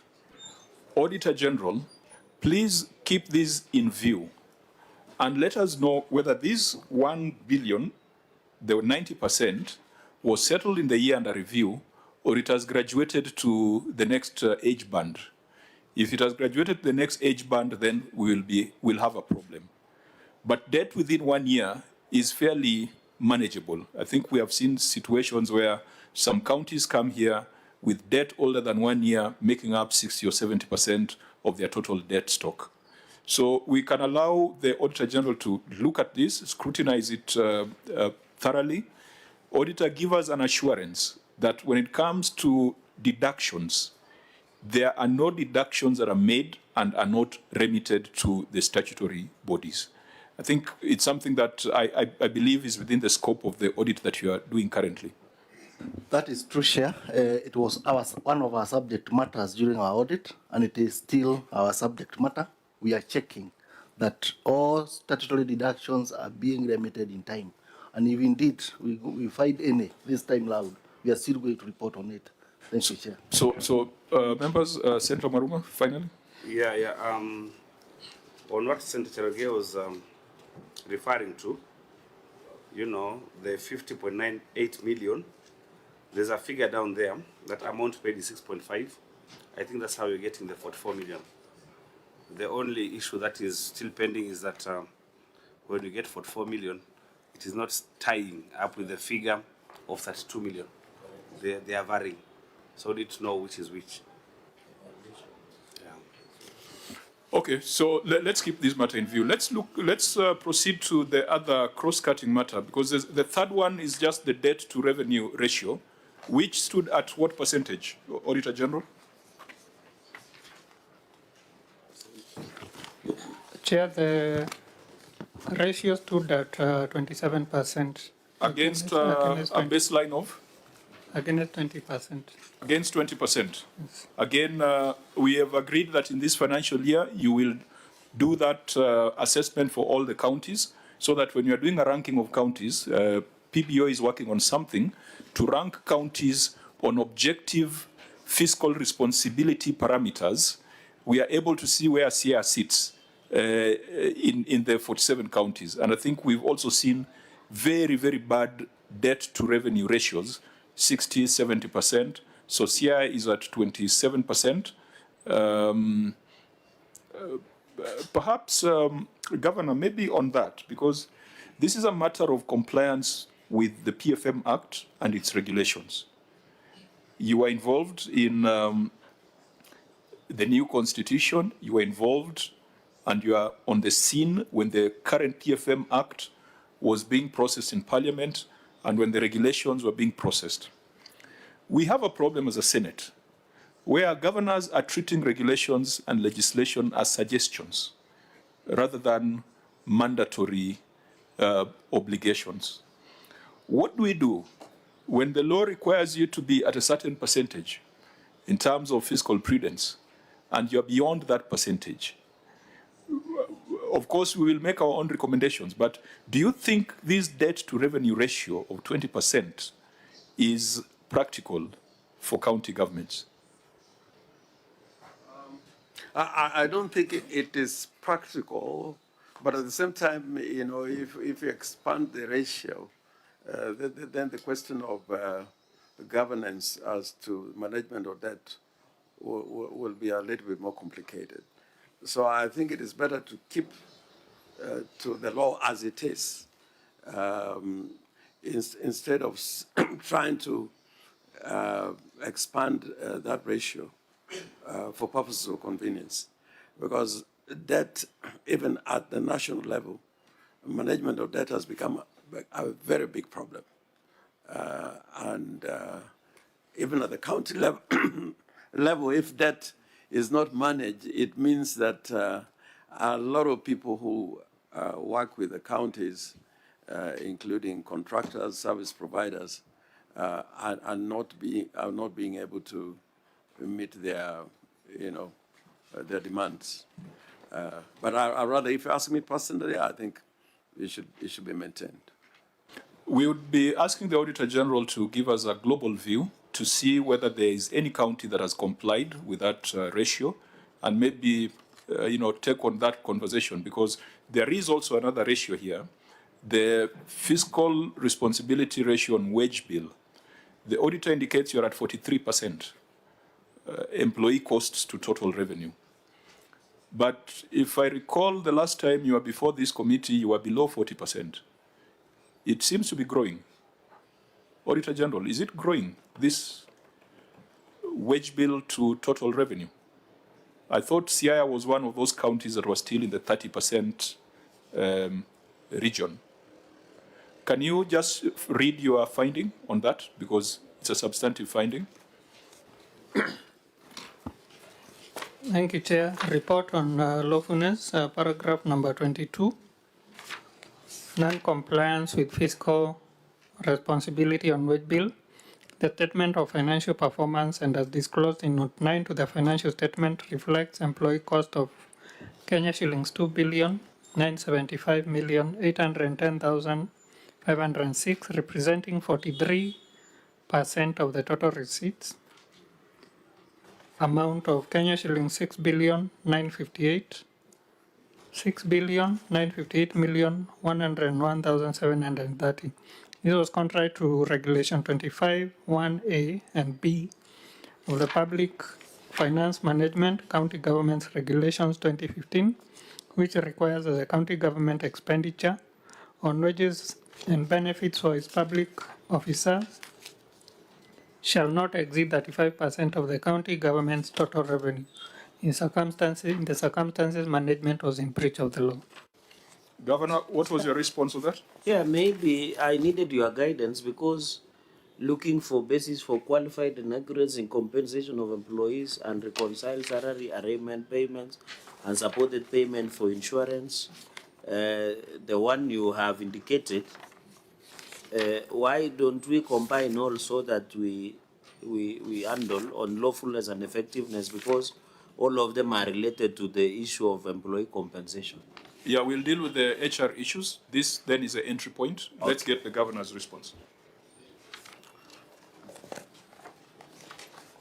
Governor. Thank you. The county government of Siaya acknowledges the Auditor-General's observations regarding the wage bill as a percentage of revenue. The county takes fiscal responsibility requirements under the Public Finance Management Act and the Public Finance Management County Government Regulations 2015 seriously and provides the following clarification on the computation and compliance status. Clarification on the applicable... sorry, Governor, which page in your document? I'm on page 40. I don't know whether I got it wrong. Paragraph 22. Okay. Yes, paragraph 22. Clarification on the applicable revenue base, which is Regulation 25, Sub-Regulation 1A and B of the Public Finance Management County Government's Regulations 2015, requires the county government's expenditure on wages and benefits for its public officers shall not exceed 35% of the county government's total revenue. The audit computation used total receipts of Kenya shillings 6.9 billion as the denominator, resulting in a wage bill ratio of 43%. However, the appropriate and consistent basis for measuring compliance with the fiscal responsibility principle on the wage bill, as applied in the county fiscal strategy paper and the budget preparation, is the approved budget revenue for the financial year. Using the approved budgeted revenue of Kenya shillings 9.6 billion as the denominator provides the accurate and policy consistent measure of the wage bill ratio as demonstrated below. Wage bill ratio computation, the county government's wage bill for the financial year 2024-2025 is computed as follows. Wage bill ratio is equal to the total employee costs divided by approved budgeted revenue times 100, which is equal to 2.9 odd billion. And that results into a 30% ratio. At the beginning of the financial year, the wage bill to budgeted revenue ratio stood at 33%. During budget implementation, the actual wage bill to budgeted revenue ratio was maintained at 33%, which is well within the statutory ceiling of 35% prescribed under Regulation 25, Sub-Regulation 1A and B of the Public Finance Management County Government's Regulations 2015 and Part 3 of the County Fiscal Strategy Framework. I come to the compliance with the fiscal responsibility principle. The county government of Siaya has complied with the fiscal responsibility principle on the wage bill. The 31% ratio measured against the approved budget revenue demonstrates a prudent management of the wage bill within the legal limit of 35%. The county continues to implement measures to contain personnel costs while ensuring staffing for effective service delivery across all departments. The variance between the audit computation of 43% and the county's computation of 31% arises from the use of different denominators. The county maintains that the use of approved budgeted revenue is the correct and consistent basis for assessing compliance with Regulation 25, as it aligns with the county fiscal strategy paper, budget estimates, and the framework used by the Commission on Revenue Allocation and the National Treasury in monitoring county fiscal responsibility. We further wish to state that the County Executive of Siaya recruited, implemented the overdue promotions and SRC salary reviews for all staff. This resulted to the general increase in the wage bill, which is still within the recommended threshold. So really is a debate between what is a denominator. Governor, I disagree with you. The PFM regulation talks about revenue, and revenue is defined. I think the PFM Act, in definition of terms, revenue is defined. And I thought the argument would not be whether to use the budgeted revenue as a denominator as opposed to actual revenue. Because there are three numbers here. There is a 6.958 billion cited by the Auditor-General. But when you go to the substantive audit observation on budget effectiveness, budgetary control and performance, there is another figure of 7.45 billion as actual receipts. The argument should be, the denominator should be the actual receipt, not the budgeted revenue.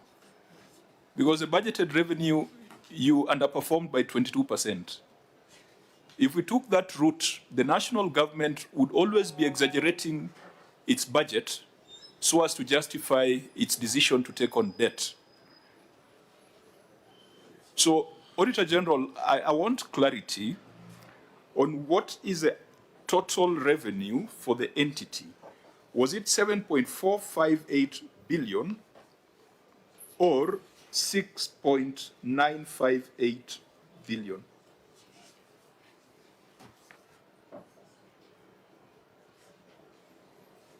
Your observation under budgetary control and performance, maybe just read it, budgetary control and performance.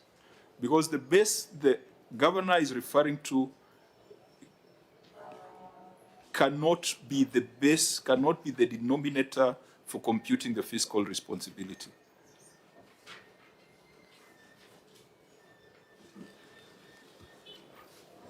Emphasis on matter budgetary control and performance. The statement of comparison of budget and actual amount reflects final receipt budget and actual amount on comparable basis of Kenya shillings 9,602,122,988 and Kenya shillings 7,458,918,285 respectively, resulting in underfunding of Kenya shillings 2,143,204,703 or 22% of the budget. Similarly, the county executive spent an amount of Kenya shillings 7,486,87,487 against actual receipts of 7,458,918,285, resulting in an over expenditure of Kenya shillings 27,169,000 1,202. So, Auditor, what is the actual receipt? Because actual receipt should be the revenue. Yes. So here you are talking of 7.4 billion, and on this other paragraph you're talking of 6.9 billion. What should we use? Because it has been the view of this committee that the denominator should be the actual receipts or the actual revenue, rather than the budgeted revenue. But here we have got two different numbers for actual receipts. We are talking of 6. This is the transfer to county executive. The county executive is in this amount. Chair, using the CRF, the amount which was due to county executive is 6.9. What is 7.4? The total for the county government. Yes, it's the county government of Siaya. And I think the base should be the total receipts rather than some partial amount. Because clerks, if you check on the definition of revenue in the PFM Act or regulations, what does it say? It refers you to the CRA, Commission for Allocation Act, where it is defined. It's not defined in the regulations or in the Act. Yes. It takes you to the Commission for Revenue Allocation. And how is it defined in that Act? And it's defined, revenue means all taxes imposed by the national government under Article 209 of the Constitution, and any other revenue, including investment income, that may be authorized by an Act of Parliament, but excludes revenues referred to under Articles 209, Subarticle 4, and Article 206, Subarticle 1A, B of the Constitution. So it is not offering any clarity on the issue. You know, Chair. Senator Mormon? The law can be unclear, although people say the law is very clear. But there's nothing as unclear as the law. And that's why we go to appellate courts and the Supreme Court. You know, numbers are very clear. If transfers from CRF, not 6, is 6.9, audit, 6.9, transfers from CRF, not 6, of your statements. And then here you say, in emphasis of matter, budgetary control and performance, that the budget is 9.6, actual amounts are 7.4. Where is 7.4 coming from? You said for the total for the county government. County government, do you mean the executive and the assembly, or what do you mean by county government? Total receipts for county government.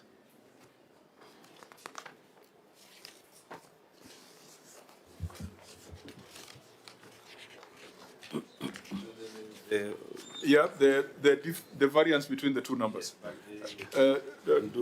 National Treasury?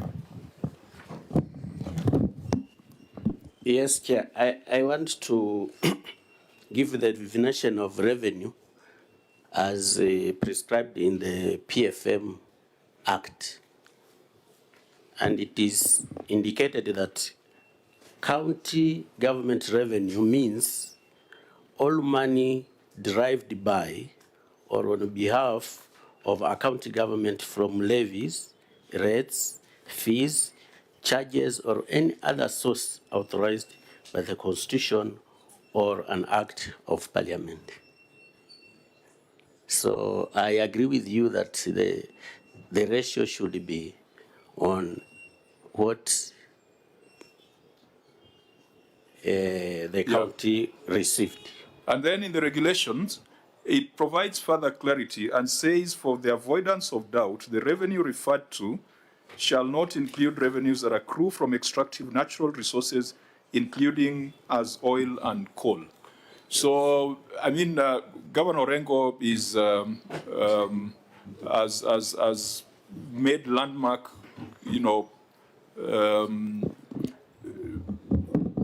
interpretations in the courts and even on the floor of the House.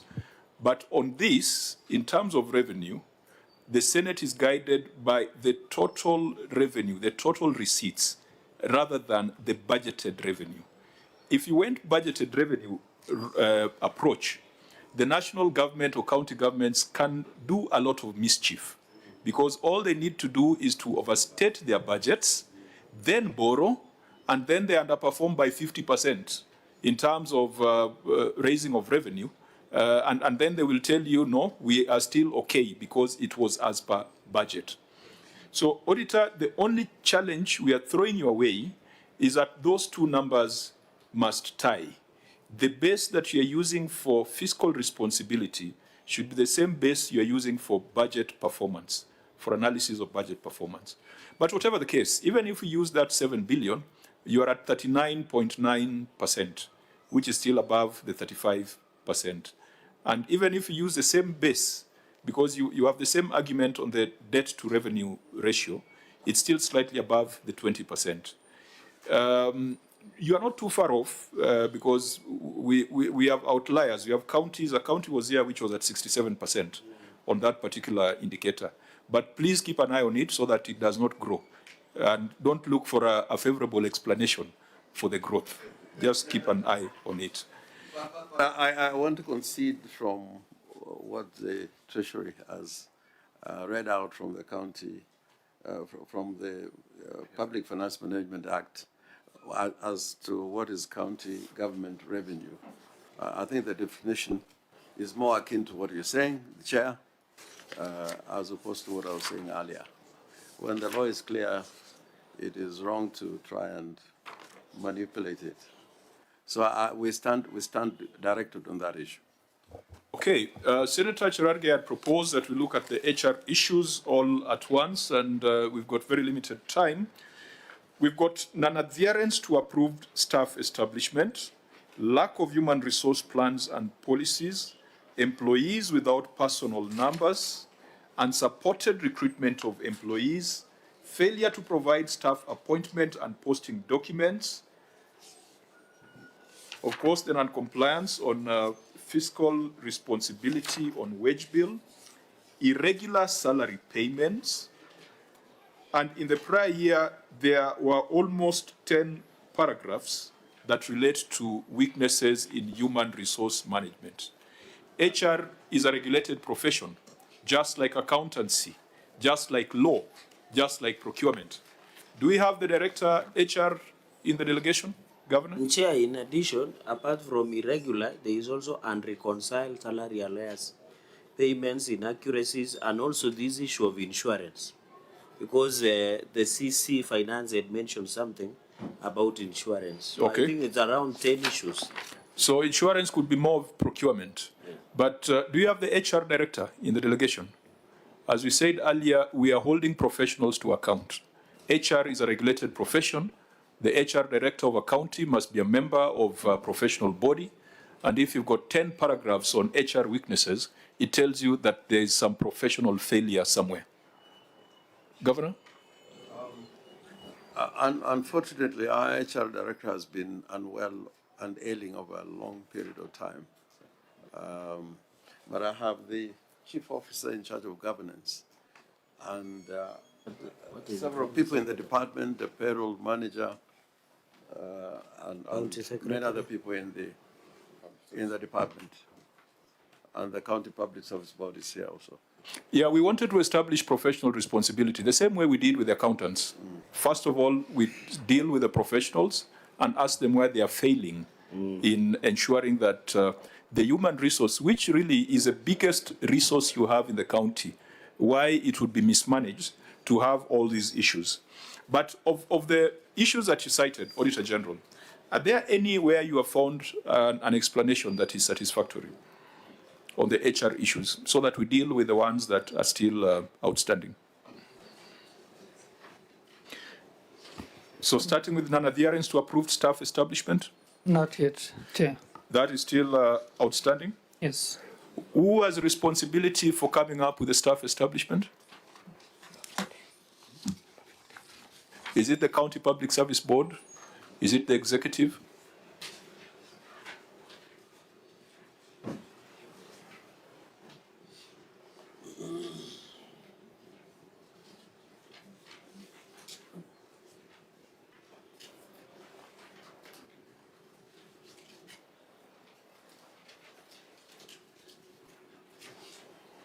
I thought the answer is in your finding there.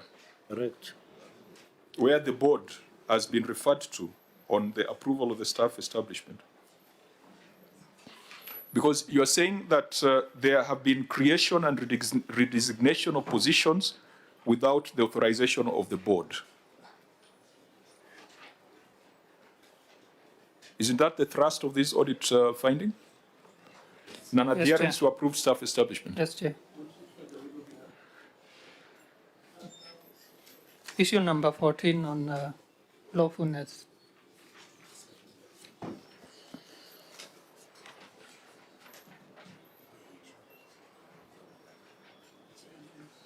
So do we have an approved staff?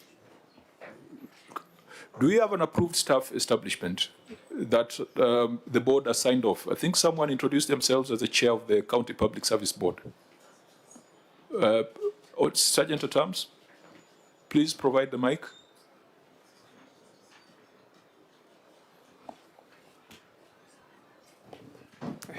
Thank you, Chair.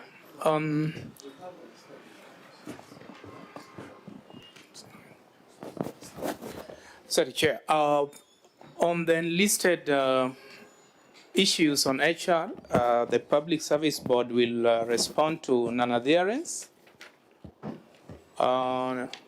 lack of human resource policies, and the last one is unsupported recruitment of employees, Chair. Okay, let's start with non-adherence to approved staff establishment. Yeah, do you have an approved staff establishment? I have my technical officer here. He'll answer the 3 questions. Okay. Please just reintroduce yourself for the record. Not everyone might know you. Okay. Engineer Collins Juma, chair of the board. Okay. The other officer to introduce themselves. Oh, my name is Wilfred Nyagudi. Okay. Can you, we have the written responses here, but we must be in the house at 2:30. So we just want to get a general overview. Unless, Governor, you prefer we go through the written responses. We just want to get a feel whether this matter has been addressed. If it's not addressed, then we ask the Auditor-General to look at it in the substantive audit. So the first question was, your staff establishment, is it approved, and when was it approved? Thank you, Chair. We do have an approved and authorized staff establishment, which was approved by the County Assembly, and it is under Annex 24.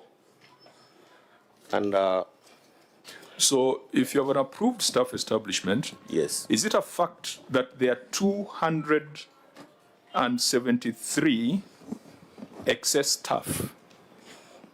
Chair, it is job group in job group A, and 14 excess staff in job group B, as flagged by the Auditor-General. Chair, thank you very much. The truth of the matter is that, as already been discussed here, in our establishment we have officers who are from the defunct local authority, who are previously on scales but not job groups. So these officers were largely in job group A and B, and they were inherited by the county government from the defunct local authority. These officers in our payroll, they do not appear with the designations that we currently use in the public service. So in the year 2013, an annex is also provided under Annex 24. The county government public service board attempted to rationalize their designations and job groups so that they could match the designations and job groups, and even that appears on our database. So in so doing, a report was done, but we later realized that this particular group of staff are protected by their CBAs, which did not allow variation of their pay or designation to their disadvantage. So most of them were given job groups and titles that were personal to themselves, and they've been transiting services with these protected packages. So these 276 and the 15 in job group A and 15 in job group B are people who came from the defunct local authority, and the issues have been historical. To add on to that. Now, you see your written response is a full page and a half. Yes. So I thought that your oral response would be shorter. You sound like you are going through what we are trying to avoid. That's the summary. What your officer is describing is that there is a problem that you are trying to solve. Have you solved it, or it's a matter that the Auditor-General can keep in view? Because if it is solved, then you tell us this is the solution. If there are challenges in solving it, then you tell us so that the Auditor-General does not mark this as resolved. The Auditor-General can deal with it in the substantive audit. So, is it solved or is it work in progress? It is work in progress. So, do you want us to discuss how many steps you have taken and how many steps are outstanding, or we can ask the Auditor-General to deal with that? I think it would be neater for us to ask the Auditor-General to review this alongside the payroll audit that the Auditor-General had conducted, I think 1 or 2 years back. OAG?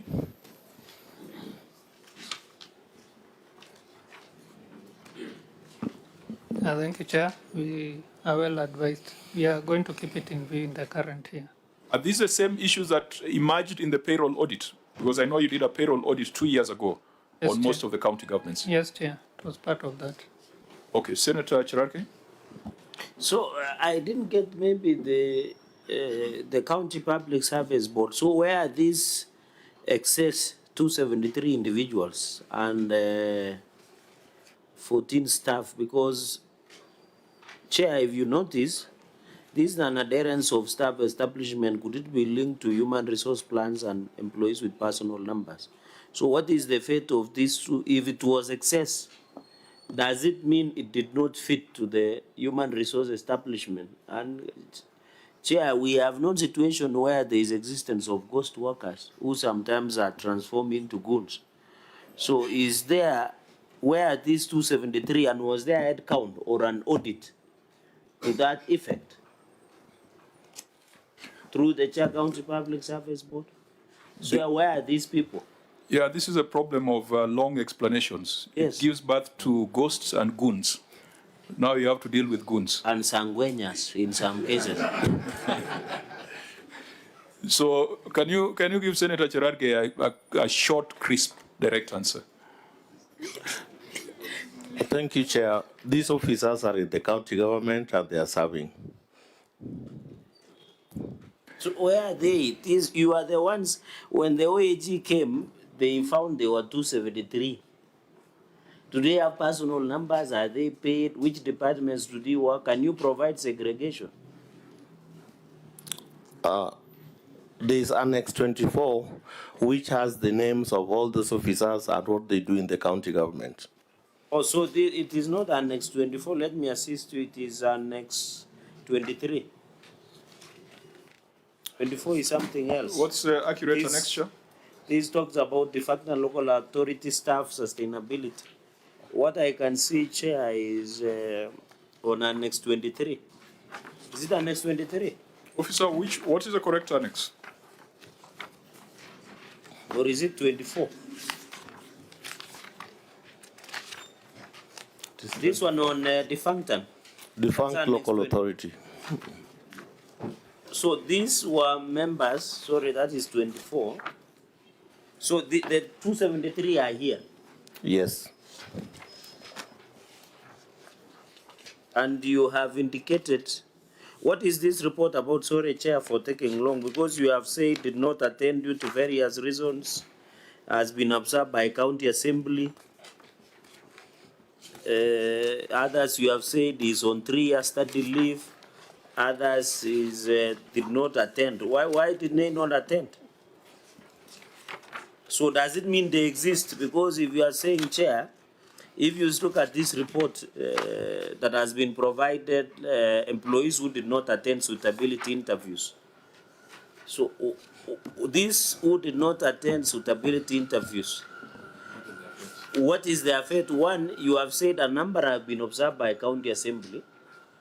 Others are on study leave. Others did not attend this suitability interview.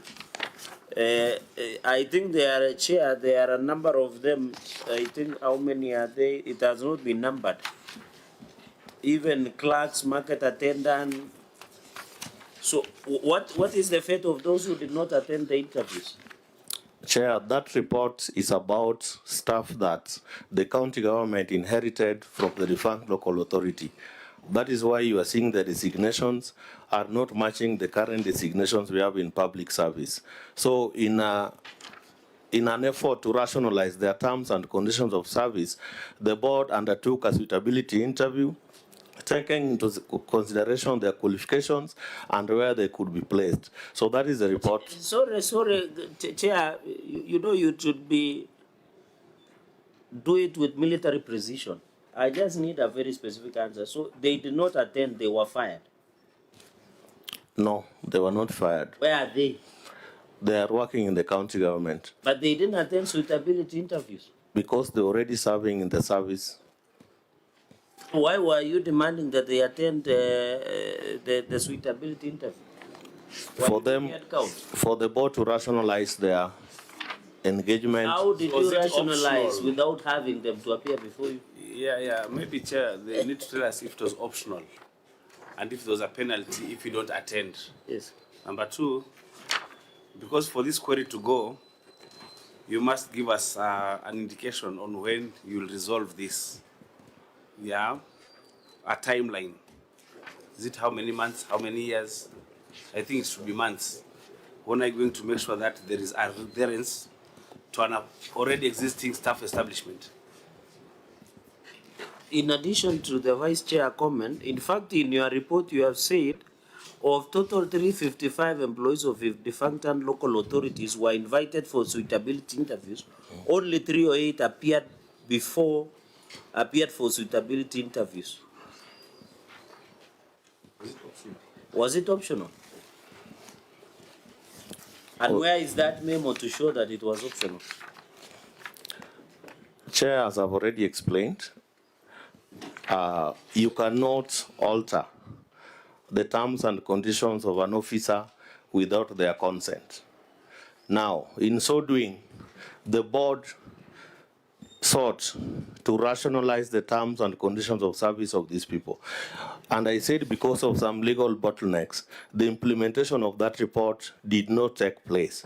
It was an effort we were taking to ensure that their qualifications and designations matches the designations in the public service.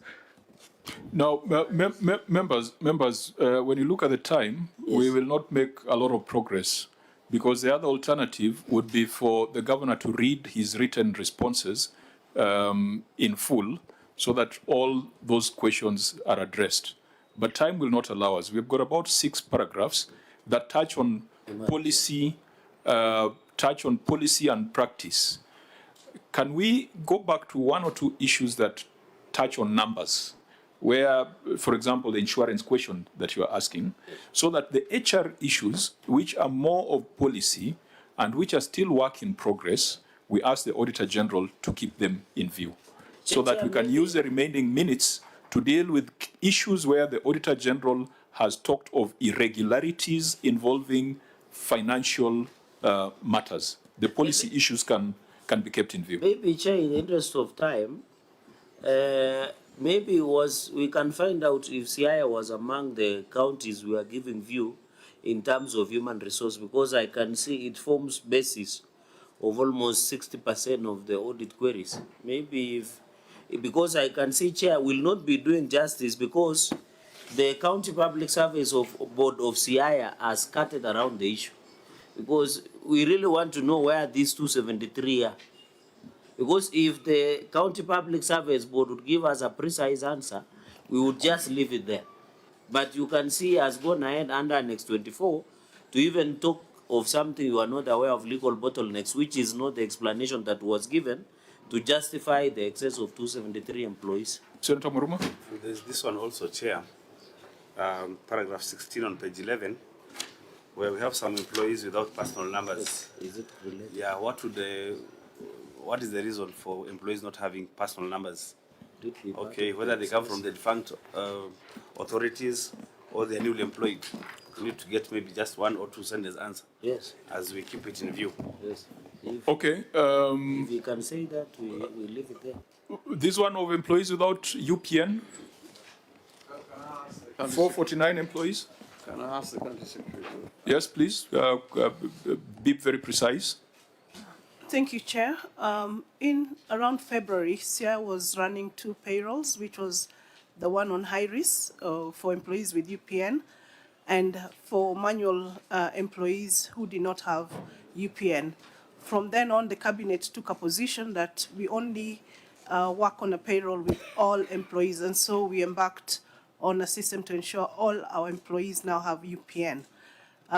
Since, as per Friday last week, we have had all our employees being processed for UPN, a total of 1,332 who did not have a UPN number. We have got about 90% of them who now have numbers, and we are now integrating them into payroll. We have also additionally engaged also our casuals who are a special category, who are also going to get payroll numbers as allowed by the high-risk system. So in short, all our employees now are working, and we're working quite closely with the Ministry of Public Service to ensure that we are aligned to the Treasury and the Public Service. Auditor-General, can you confirm that in your verification that is the case? You had cited 449 without UPN. Thank you, Chair. From where we stand, we are still having a variance, and from the response, it would require us to go and verify the same from the HRIS. So we still have a variance on those employees who are here to get UPN numbers. Okay, to avoid splitting hairs, I think the problem, might be able to place our finger on the problem if we look at paragraph 17 on unsupported recruitment of employees. Just read your finding on that, unsupported recruitment of employees. Thank you, Chair. Paragraph number 17, unsupported recruitment of employees. Review of human resource records and correspondences maintained by the Siaya County Public Service Board revealed that 608 employees were appointed between 7 January and 10 February 2025.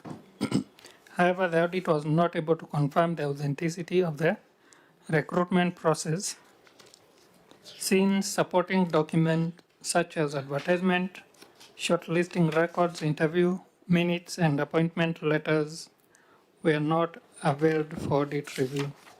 Management explained that the records of the County Public Service Board were submitted to the Ethics and Anti-Corruption Commission as per the copy of inventory dated 24th September 2025. In the absence of these records, the legitimacy of the recruitment process and the authenticity of the employees could not be confirmed.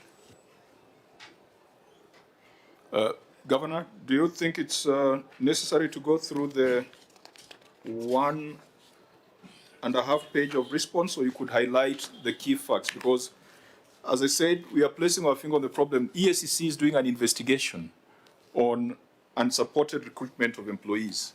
And if this is a matter under active investigation, it tells you maybe it's a reason why you have all these other many problems on HR, all these many other paragraphs. So, Governor, maybe just take us through your response, maybe highlighting the key points. Then we'll ask EACC how far they've gone with that investigation. The County Government of Siaya acknowledges the Auditor-General's observation concerning the 608 employees whose recruitment records could not be immediately availed during the audit. The county is committed to transparency, accountability, and the full cooperation with all oversight institutions. including the Auditor-General and EACC. The 608 officers in question were recruited by the Siaya County Public Service Board on various dates between the financial year 2023-2024 in accordance with this statutory mandate under the County Governments Act. The recruitment process followed the applicable procedures at the time, including advertisement, shortlisting interviews, and issuance of appointment letters. The apparent discrepancy in dates, that is January to February 2025, arose because of the integration of these officers into the county payroll, and that coincided with the national government-sanctioned migration from the legacy payroll system to the new human resource information system. During this system migration, the platform automatically generated new entry timestamps reflecting the date of data capture and onboarding into the new system.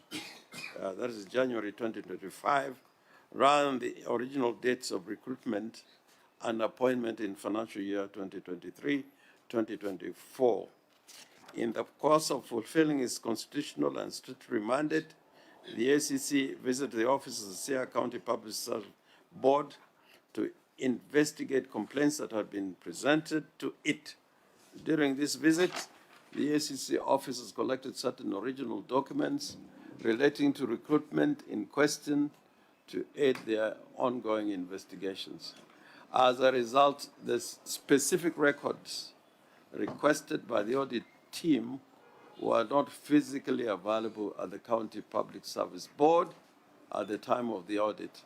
The County Public Service Board provided the audit team with a formal inventory of documents taken by the ECC dated 24 September 2025 as evidence of handover. The county government and the County Public Service Board have fully cooperated with the ACC investigation and continue to do so. The county remains ready to facilitate access to any records still in its possession or to support the retrieval of records from the ACC where legally permissible to enable the audit process to be concluded satisfactorily. The recruitment of 608 officers was undertaken by the County Public Service Board, which is legally mandated body responsible for the appointment in the County Public Service under Section 59 of the County Government Act. The board followed the prescribed procedures for recruitment, including public advertisement, vacancies, shortlisting of candidates, conduct of interviews, and issuance of appointment letters to successful candidates. In the absence of certain original records during the audit, was duly due to their lawful handover to the ECC for investigations. The files are currently with the ECC, and the Annexure 27 is an inventory of documents taken by the ECC dated 24 September 2025. And I just want to say in summary, if this matter is kept in view and fully scrutinized, I think it can be resolved.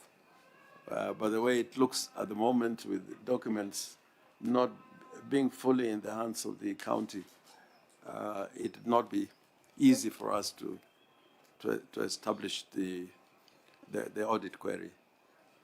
But I can assure the committee that we are on the right side of the law insofar as these recruitments are concerned.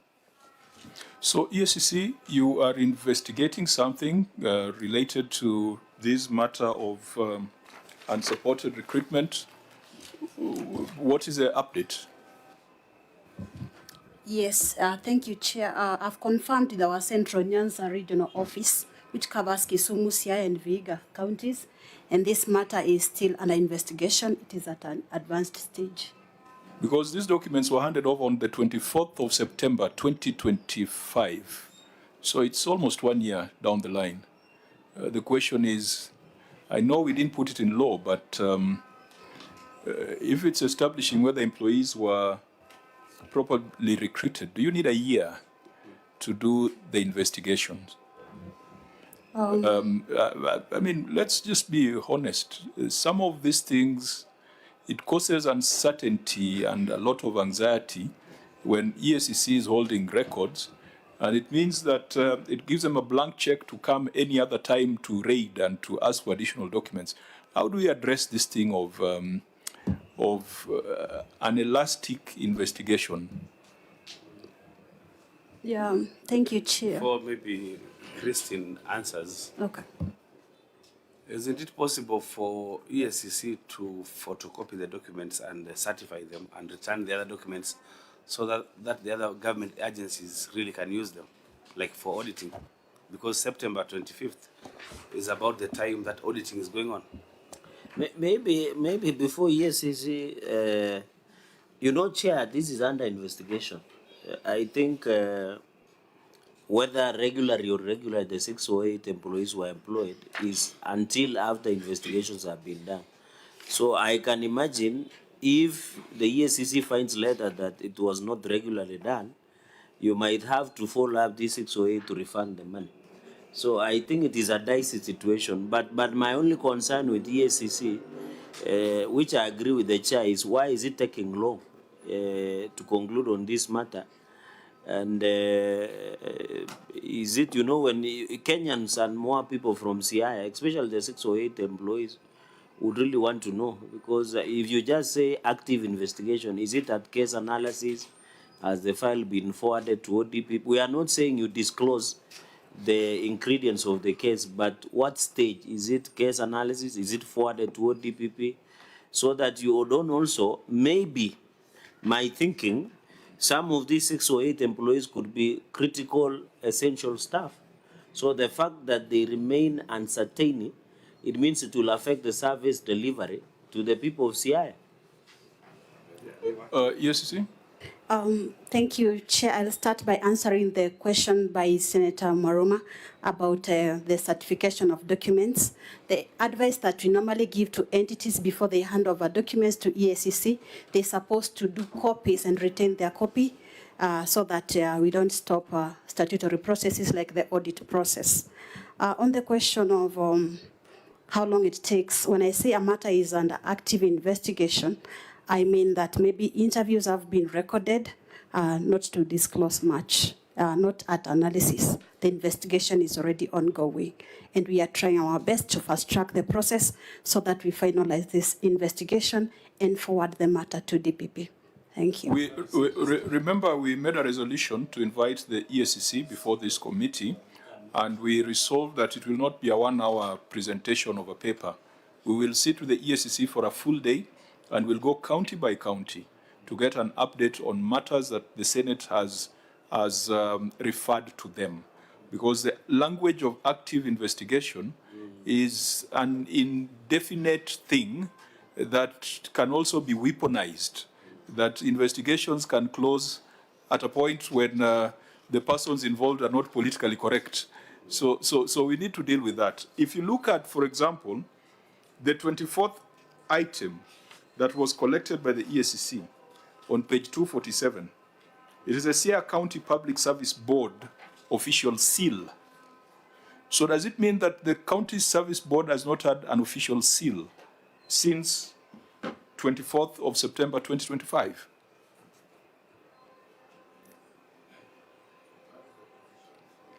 Can you give him the microphone?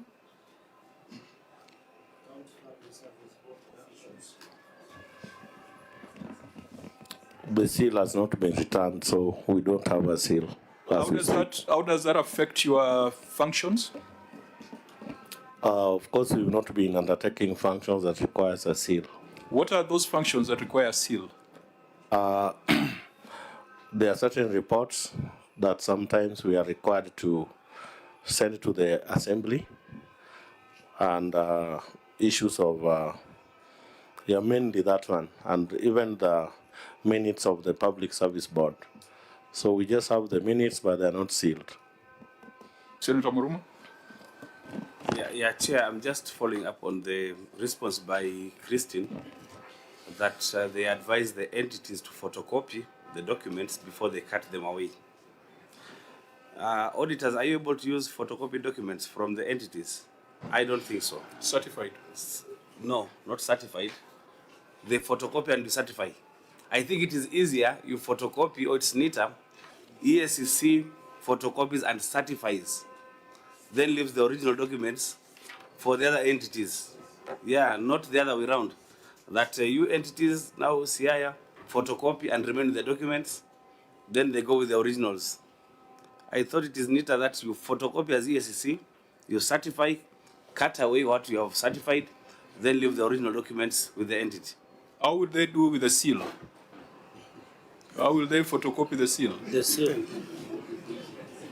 You know, it's a problem. It's without getting into the substance of the investigations, there is a problem here. If you've confiscated the seal from September last year, then even if you direct the board to take certain actions that require the seal, they'll not be able to undertake it. How do we strike that balance between investigations and also enabling the institutions to function? Governor? Oh, sorry, Senator Chara. I have a big problem with the ECC. If I could enumerate the many documents they have taken away, not in relation even to this matter, going many years, I think you'll be amazed.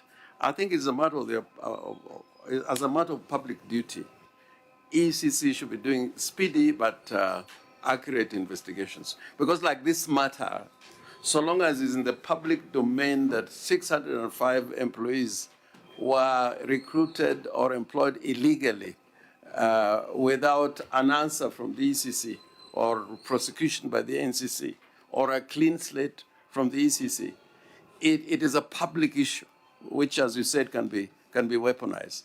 So I plead with ECC, and they know the records they have taken from Siaya, and it becomes very difficult to undertake some duties and responsibilities when you don't have original documents. And probably what Honorable Moreau is saying, certify copies of documents in certain circumstances can even be admitted in court.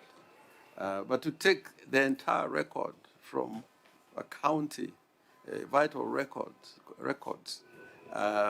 without accountability. I think in the public service law, protection and retention of documents of those who are responsible is provided in law. But once it goes to ECC, they can disappear, and you have no recourse.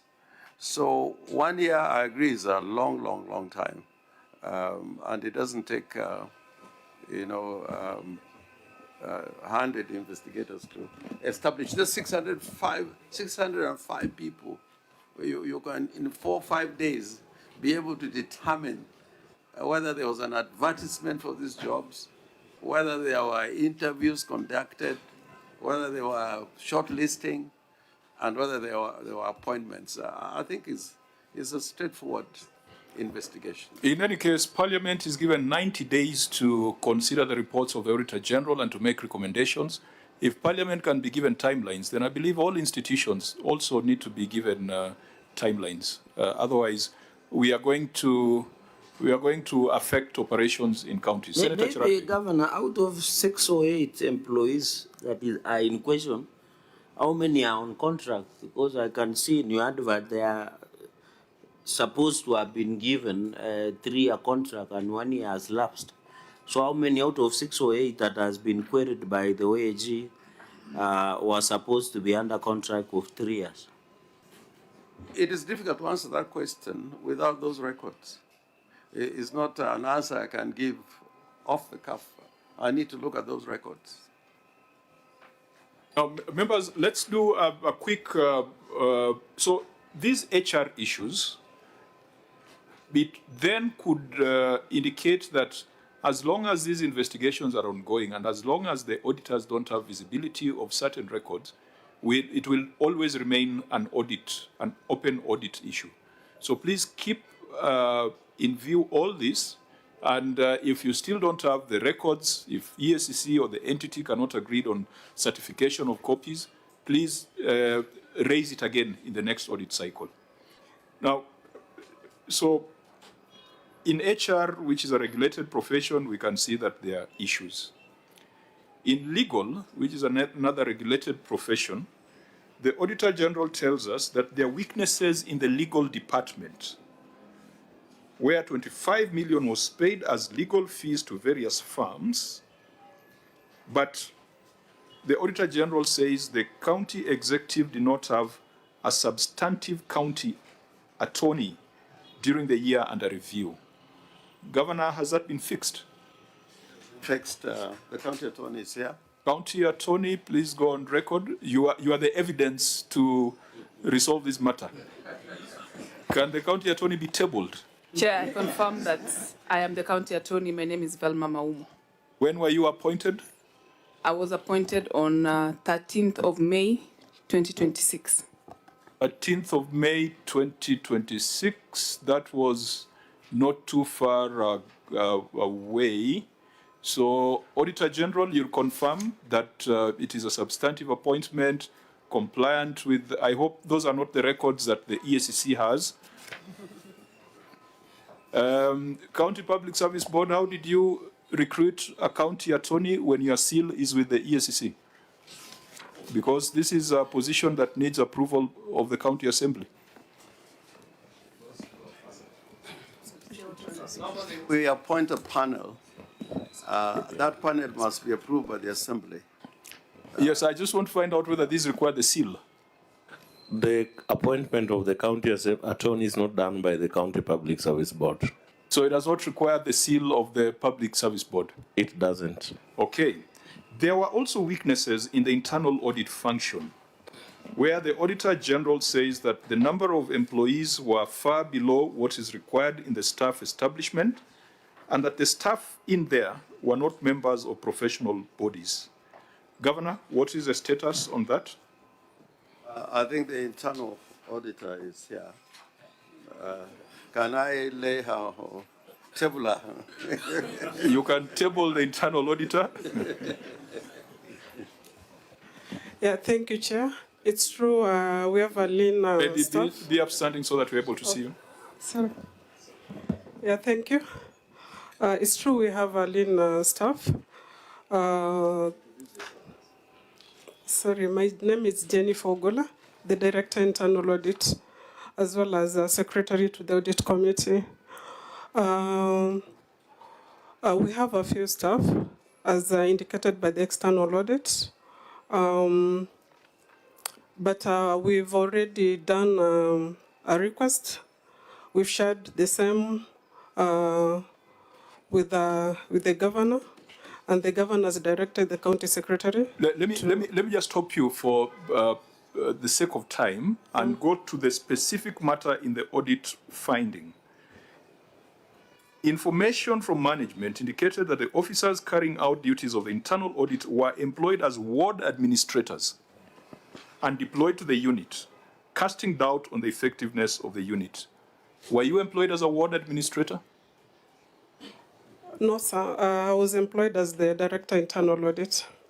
So were there secondments of ward administrators to the internal audit function? Yes, there was, but there has been resignation of the same.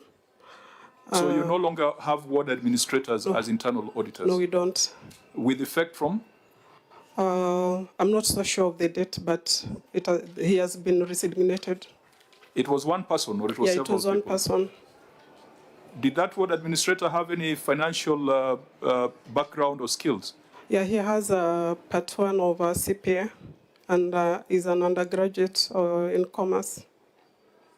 So Auditor General, keep this in view because this is a matter of extreme concern. Internal audit is an extremely important function that you just cannot get a ward administrator hired on completely different competencies coming into internal audit. I think someone introduced themselves as the chair of the audit committee, because you're the ones who provide some oversight to the internal audit function. Have you approved the charter for internal audit? Yes, Chair. I'm FCPA Bernard Sierra, Chairman of the Audit Committee. I confirm the audit committee is now in place, and we oversight the internal audit function.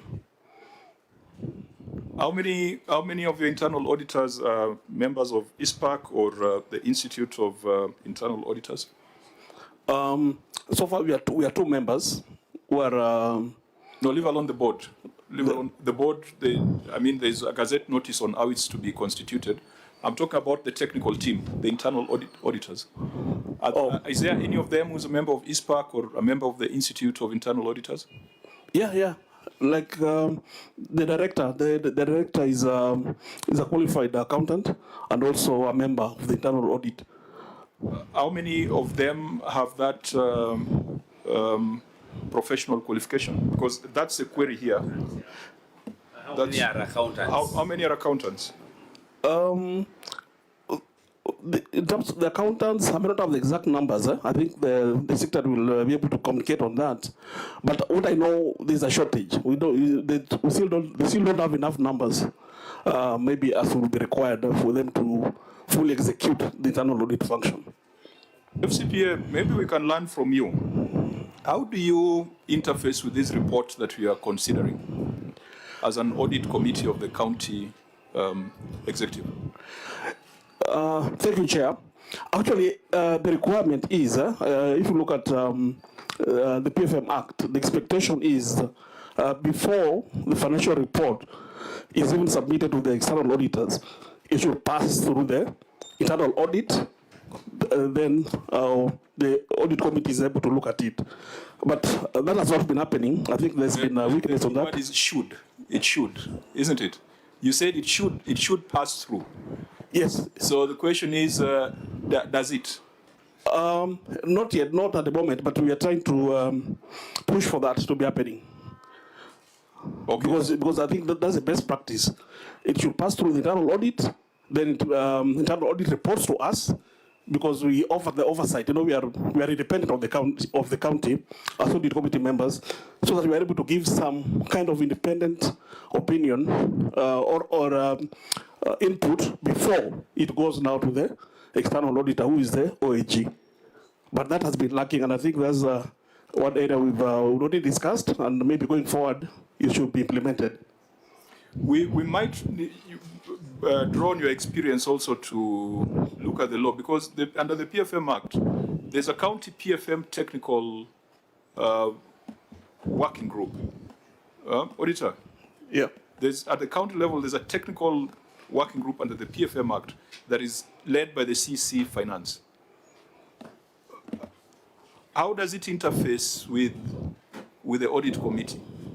Because you can have all these institutions, but if there are no synergies, then an FCPA will come and tell us what should happen rather than what is happening.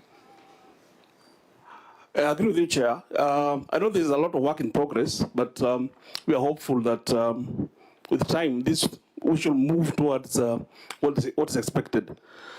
In this regard, we even had an opportunity to have a meeting with the governor himself, and we've explained this, and we want to believe that moving forward, some of these things should be implemented, especially maybe the period under review. Senator Morumo? Chair, I also want to understand the query. You know, the auditor is querying that the people who are deployed to work as in the internal audit were ward administrators. Did you find out the qualifications for the ward administrators? Because you can have ward admins who are accountants. So is the problem deploying ward admins to the internal audit or the qualifications? Did you check the qualifications? Because one can be a ward admin, but an accountant. Yeah, I think that has been explained by the secretary, who is also the director of the internal audit department.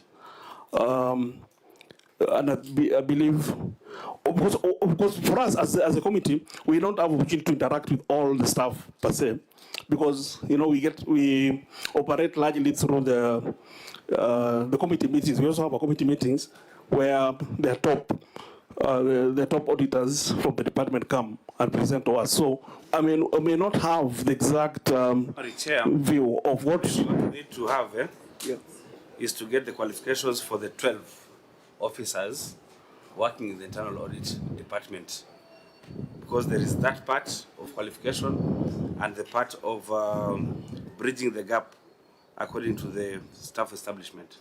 Correct. Auditor-General, this is a matter that should be kept in this view. document, I'm sorry, volume 4, there's an exhibit showing the entire establishment for the... Of the internal audit. Yeah, with the qualifications. Yeah. So I think also going forward to have a view that can help the other counties. I don't know whether you've got an association of audit committees of the 47 counties or how you come together. We'd like to get your feedback on effectiveness of audit committees across the 47 counties so that we can tighten legislation. I know there's a problem around remuneration. That's why some counties are struggling to get the right people to sit in those audit committees. But then there's also this other thing of, you are saying what should happen in practice. But if it's not specified in law, then the CEC will just submit the financial statements to the Auditor-General without sending it through you. So maybe it can be a conversation at another level where you can lobby the Senate or the County Assembly on the relevant legislative amendments. I agree with you, Chair. In fact, as a matter of fact, there's an ongoing review of some of these requirements over the PFM Act regarding the internal audit functions, both for the national and the county government, because this is a weakness that has been noted across the board, both at the county level and also at the national level. Okay, Governor, if your internal audit function is working well, these issues of verification of pending bills, issues of HR and verification of your staff, internal audit is able to do some of these things, flag them early so they don't arise when you come to the Senate. Let me, you may have a seat, FCPA. Again, two other issues that are in this report relate to the climate change regulations and climate change funding. The Auditor-General indicates that during the period of the audit, Siaya County did not have climate change, did not have regulations under the Climate Change Act. Now, I say this aware that as we speak, the 47 counties are meeting at Hotel Kempinski to address the implementation of FLOCA. And I believe that there must be a representative from Siaya County in that meeting. How can we not have regulations? Because it is those regulations that underpin the fund. How can you have a fund without regulations? Can we just deal with those two issues? They are two separate issues, lack of funding and lack of regulations. Well, we don't have regulations as noted in the audit query, but we are at an advanced stage of preparing these regulations. And maybe the next, if we are given a timeline, we can be able to come before you next time with those regulations in place. What is the challenge on the regulations? Because the rest of the counties have come up with regulations. I know that under FLOCA there was some funding for capacity for counties to come up with the relevant legislation and regulations. Why is Siaya an outlier? I think in terms of application and implementation of the FLOCA program, from the funder, we are doing quite well. In fact, you know, Siaya has been getting additional funding, including this current financial year. We got an additional funding of over 100 million. That is because we have observed strictly their requirements. But I agree with you entirely that we should move with speed to have these regulations in place. I have no excuse at all. They should be in place. Governor, I think you will need to educate us. Which comes first? Is it the fund or the regulations? I know we've had this conversation for a long time in Parliament, that if a fund is to be established, it is the regulations that operationalize the fund. How then are you running the fund if the regulations do not exist? And it is the problem with the national climate change fund. In 2016, when we did the Climate Change Act, when you were in the Senate, we said that there was going to be a national climate change fund. To date, it has not been established because regulations have never been brought to Parliament. How can Siaya have a fund that is operational without regulations? Well, that will fall under the general spirit of the law. The Public Finance Management Act, and even derived from the Constitution, funds where there's an existing fund like the climate fund, it would generally go to the CRF because that is what is established under the Constitution. But now we have a requirement by the funder that we must create a special purpose account in order to be able to, implement the project. So we have a fund or a special account, but that is on account of the funder, not on account of operations of the laws of Kenya. Obviously, even a fisherman like me knows that the spirit only comes in when the letter is unclear. The letter is that a fund is operationalized by regulations. And a fund and SPA are different. The SPA is just an account, a bank account. Or maybe we are asking the wrong question. Auditor-General, was there a fund? Was there a fund? Actually, there's no fund. There's no fund. Yes, Chair, they do have a fund and we actually audit it. So there's a fund without regulations? Yes. Siaya County Climate Change Fund. Senator Mwaruma. Yeah, Chair, because the act is already there. The Siaya County Climate Change Act of 2021. Now we need to pin the scene on the sinner, because since 2021, the CEC member in charge of climate change was bequeathed to the responsibility of making the regulations, but he or she has not done that. There's a breach of the law. So to mitigate it, I don't know how we need to give some sanctions to that person who dropped the ball, the CEC in charge of climate change, so that we can mitigate on the breach of the law. Yeah, so that was a regulation-making entity. It was a CEC in charge of climate change. But again, control of budget. How do you have a fund established without regulations? Okay, to make a note on that, I don't think whether the controller will approve any money, like the funds, without an act. So I think there is an issue. The act is there, yeah, but the regulations establishing the fund have not been done. She can't be able to authorize the money when the regulations are not there. So Auditor General, there is an issue on that. Can you confirm whether it is a SPA that they are calling a fund, or it is a real fund? Because a fund cannot exist without regulations. And if CI is doing that, then they are grossly in violation of the law. And as Senator Mwaruma says, we need to pin that on the offender. And we must also talk to the National Treasury, the Climate Change Directorate, and ask them why they are making disbursements to a county without a fund. Even though one of the issues here is that the disbursements from FLOCA did not come to the county. Most likely it's because of non-provision of the regulations. Please keep this in view, Auditor General. You can do some depth and control of budget. Please find out whether it is true that a fund exists without regulations. There were a few other things we could have addressed, but we have only 1 minute to our stoppage time. The issues that we have not dealt with can be kept in view.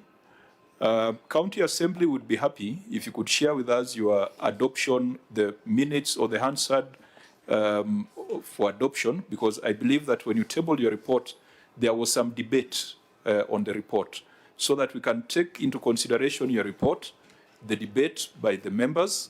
It can influence or it can help us to come up with our own report on this particular matter. Mheshimiwa Kenyanyi, that's something you can, I think just providing the answer is something you can do almost immediately. Yes, can be done. Okay. But not today. Yeah, I'll make sure that it reaches the office. Yeah, please. Maybe in 7 working days, your clerk can undertake to provide us with that evidence. While the meeting was progressing, I have a copy of a letter dated 28th of July 2026, addressed to the clerk of the Senate with the subject notification of illegal status of George Nying'iro in respect of county financial matters. The letter has been brought to my attention. I've been informed that it was received at the clerk's office yesterday, and it is being processed, and it will be directed to the relevant committee. Once the relevant committee is seized of the matter, I believe the governor would probably get an opportunity to respond to the allegations that are in that letter. We were not able to go into the receiver of revenue statement. Perhaps, again, we'll ask the Auditor-General to keep the issues raised in the receiver of revenue statement in view and report on them in the next audit cycle. I would wish that at this point we bring the meeting to a close, and I will ask the chair of the Public Accounts Committee, Siaya County Assembly, do you have any observation now that you had already considered these reports? Thank you, Chair. There are a few things that we talked about the advice on the CPAC. Siaya has got no shortage of CPAC. It's only that the posting, they are there but never been posted. I think that one the governor can make a follow-up on that. This is a recommendation that we had also the same with the auditor and many other things that have been discussed. If you can check on our recommendations, they are almost similar things. We need a better Siaya and not with a lot of complaints the way they are with the auditors. Thank you. Thank you, Chairman. Governor, your closing remarks. I want to thank the committee. It is always a pleasure to appear as an entity that does oversight of counties, and I think we are better placed in running our counties when these issues are discussed in this committee, recommendations given or directions given by the committee. So we'll continue to work together with the Auditor-General. I liked the chair's observations about the internal audit, that many of the issues that come to the fore could actually be dealt with internally if that office is used effectively. So I look forward to the next appearance before the committee. Thank you, Governors. Vice Chair, unless you have any comment, you are not one of those who are saying final meeting. We shall not make reference to whatever is on the order paper. We will be asking CPAC to review the suitability of their members, particularly those in Siaya who prepare financial statements. We will also be asking EACC to provide us with an account on the matters that have been referred to them over the years with regards to Siaya, and we'll expect the CEO of the EACC to appear before this committee. We must address some issues without interfering with investigations, but we must also ensure that investigations do not cripple the operations of counties. We'll ask the Auditor-General to keep a number of the matters here in view and report on them substantively in the financial year 2025-2026. We look forward to a day when Siaya will have an unqualified opinion, and it is very possible. It's very possible. If the accountants do the right thing and accrual basis of reporting, it's possible. So that when you come to the Senate, we are dealing with issues of lawfulness, issues of effectiveness, issues of controls, issues of governance. I've seen some issues in this report, variation of tender by 256,000. You know, those are not things that should be coming to the Senate. Those are not things that the auditor should be asking questions and not getting answers on. So we hope going forward, the quality of the reports will improve, and therefore the quality of the conversation at the Senate will also improve. But if we are still looking at small things around variation of contracts, numbers not adding up, then we'll still be stuck in additions and subtractions. I look forward to further engagement with the Siaya County Executive and Siaya County Government as a whole. Governor, you left us in the Senate to go and make a difference in Siaya. We wish you well in that pursuit in Siaya County. When I assumed the office of governor, a lot of our reports were adverse. We have moved generally to unqualified reports, but we have also had some unqualified reports. So there's progress. Yeah, so allow us to whip your officers and let them not take it personally, because when we whip them, that's when they realize that they can't hide behind the governor. Over the years, officers have been hiding behind the governors, saying that the governor will take the fire. We shall direct fire to people with professional responsibility. The meeting is adjourned, and then our next meeting will be by notice.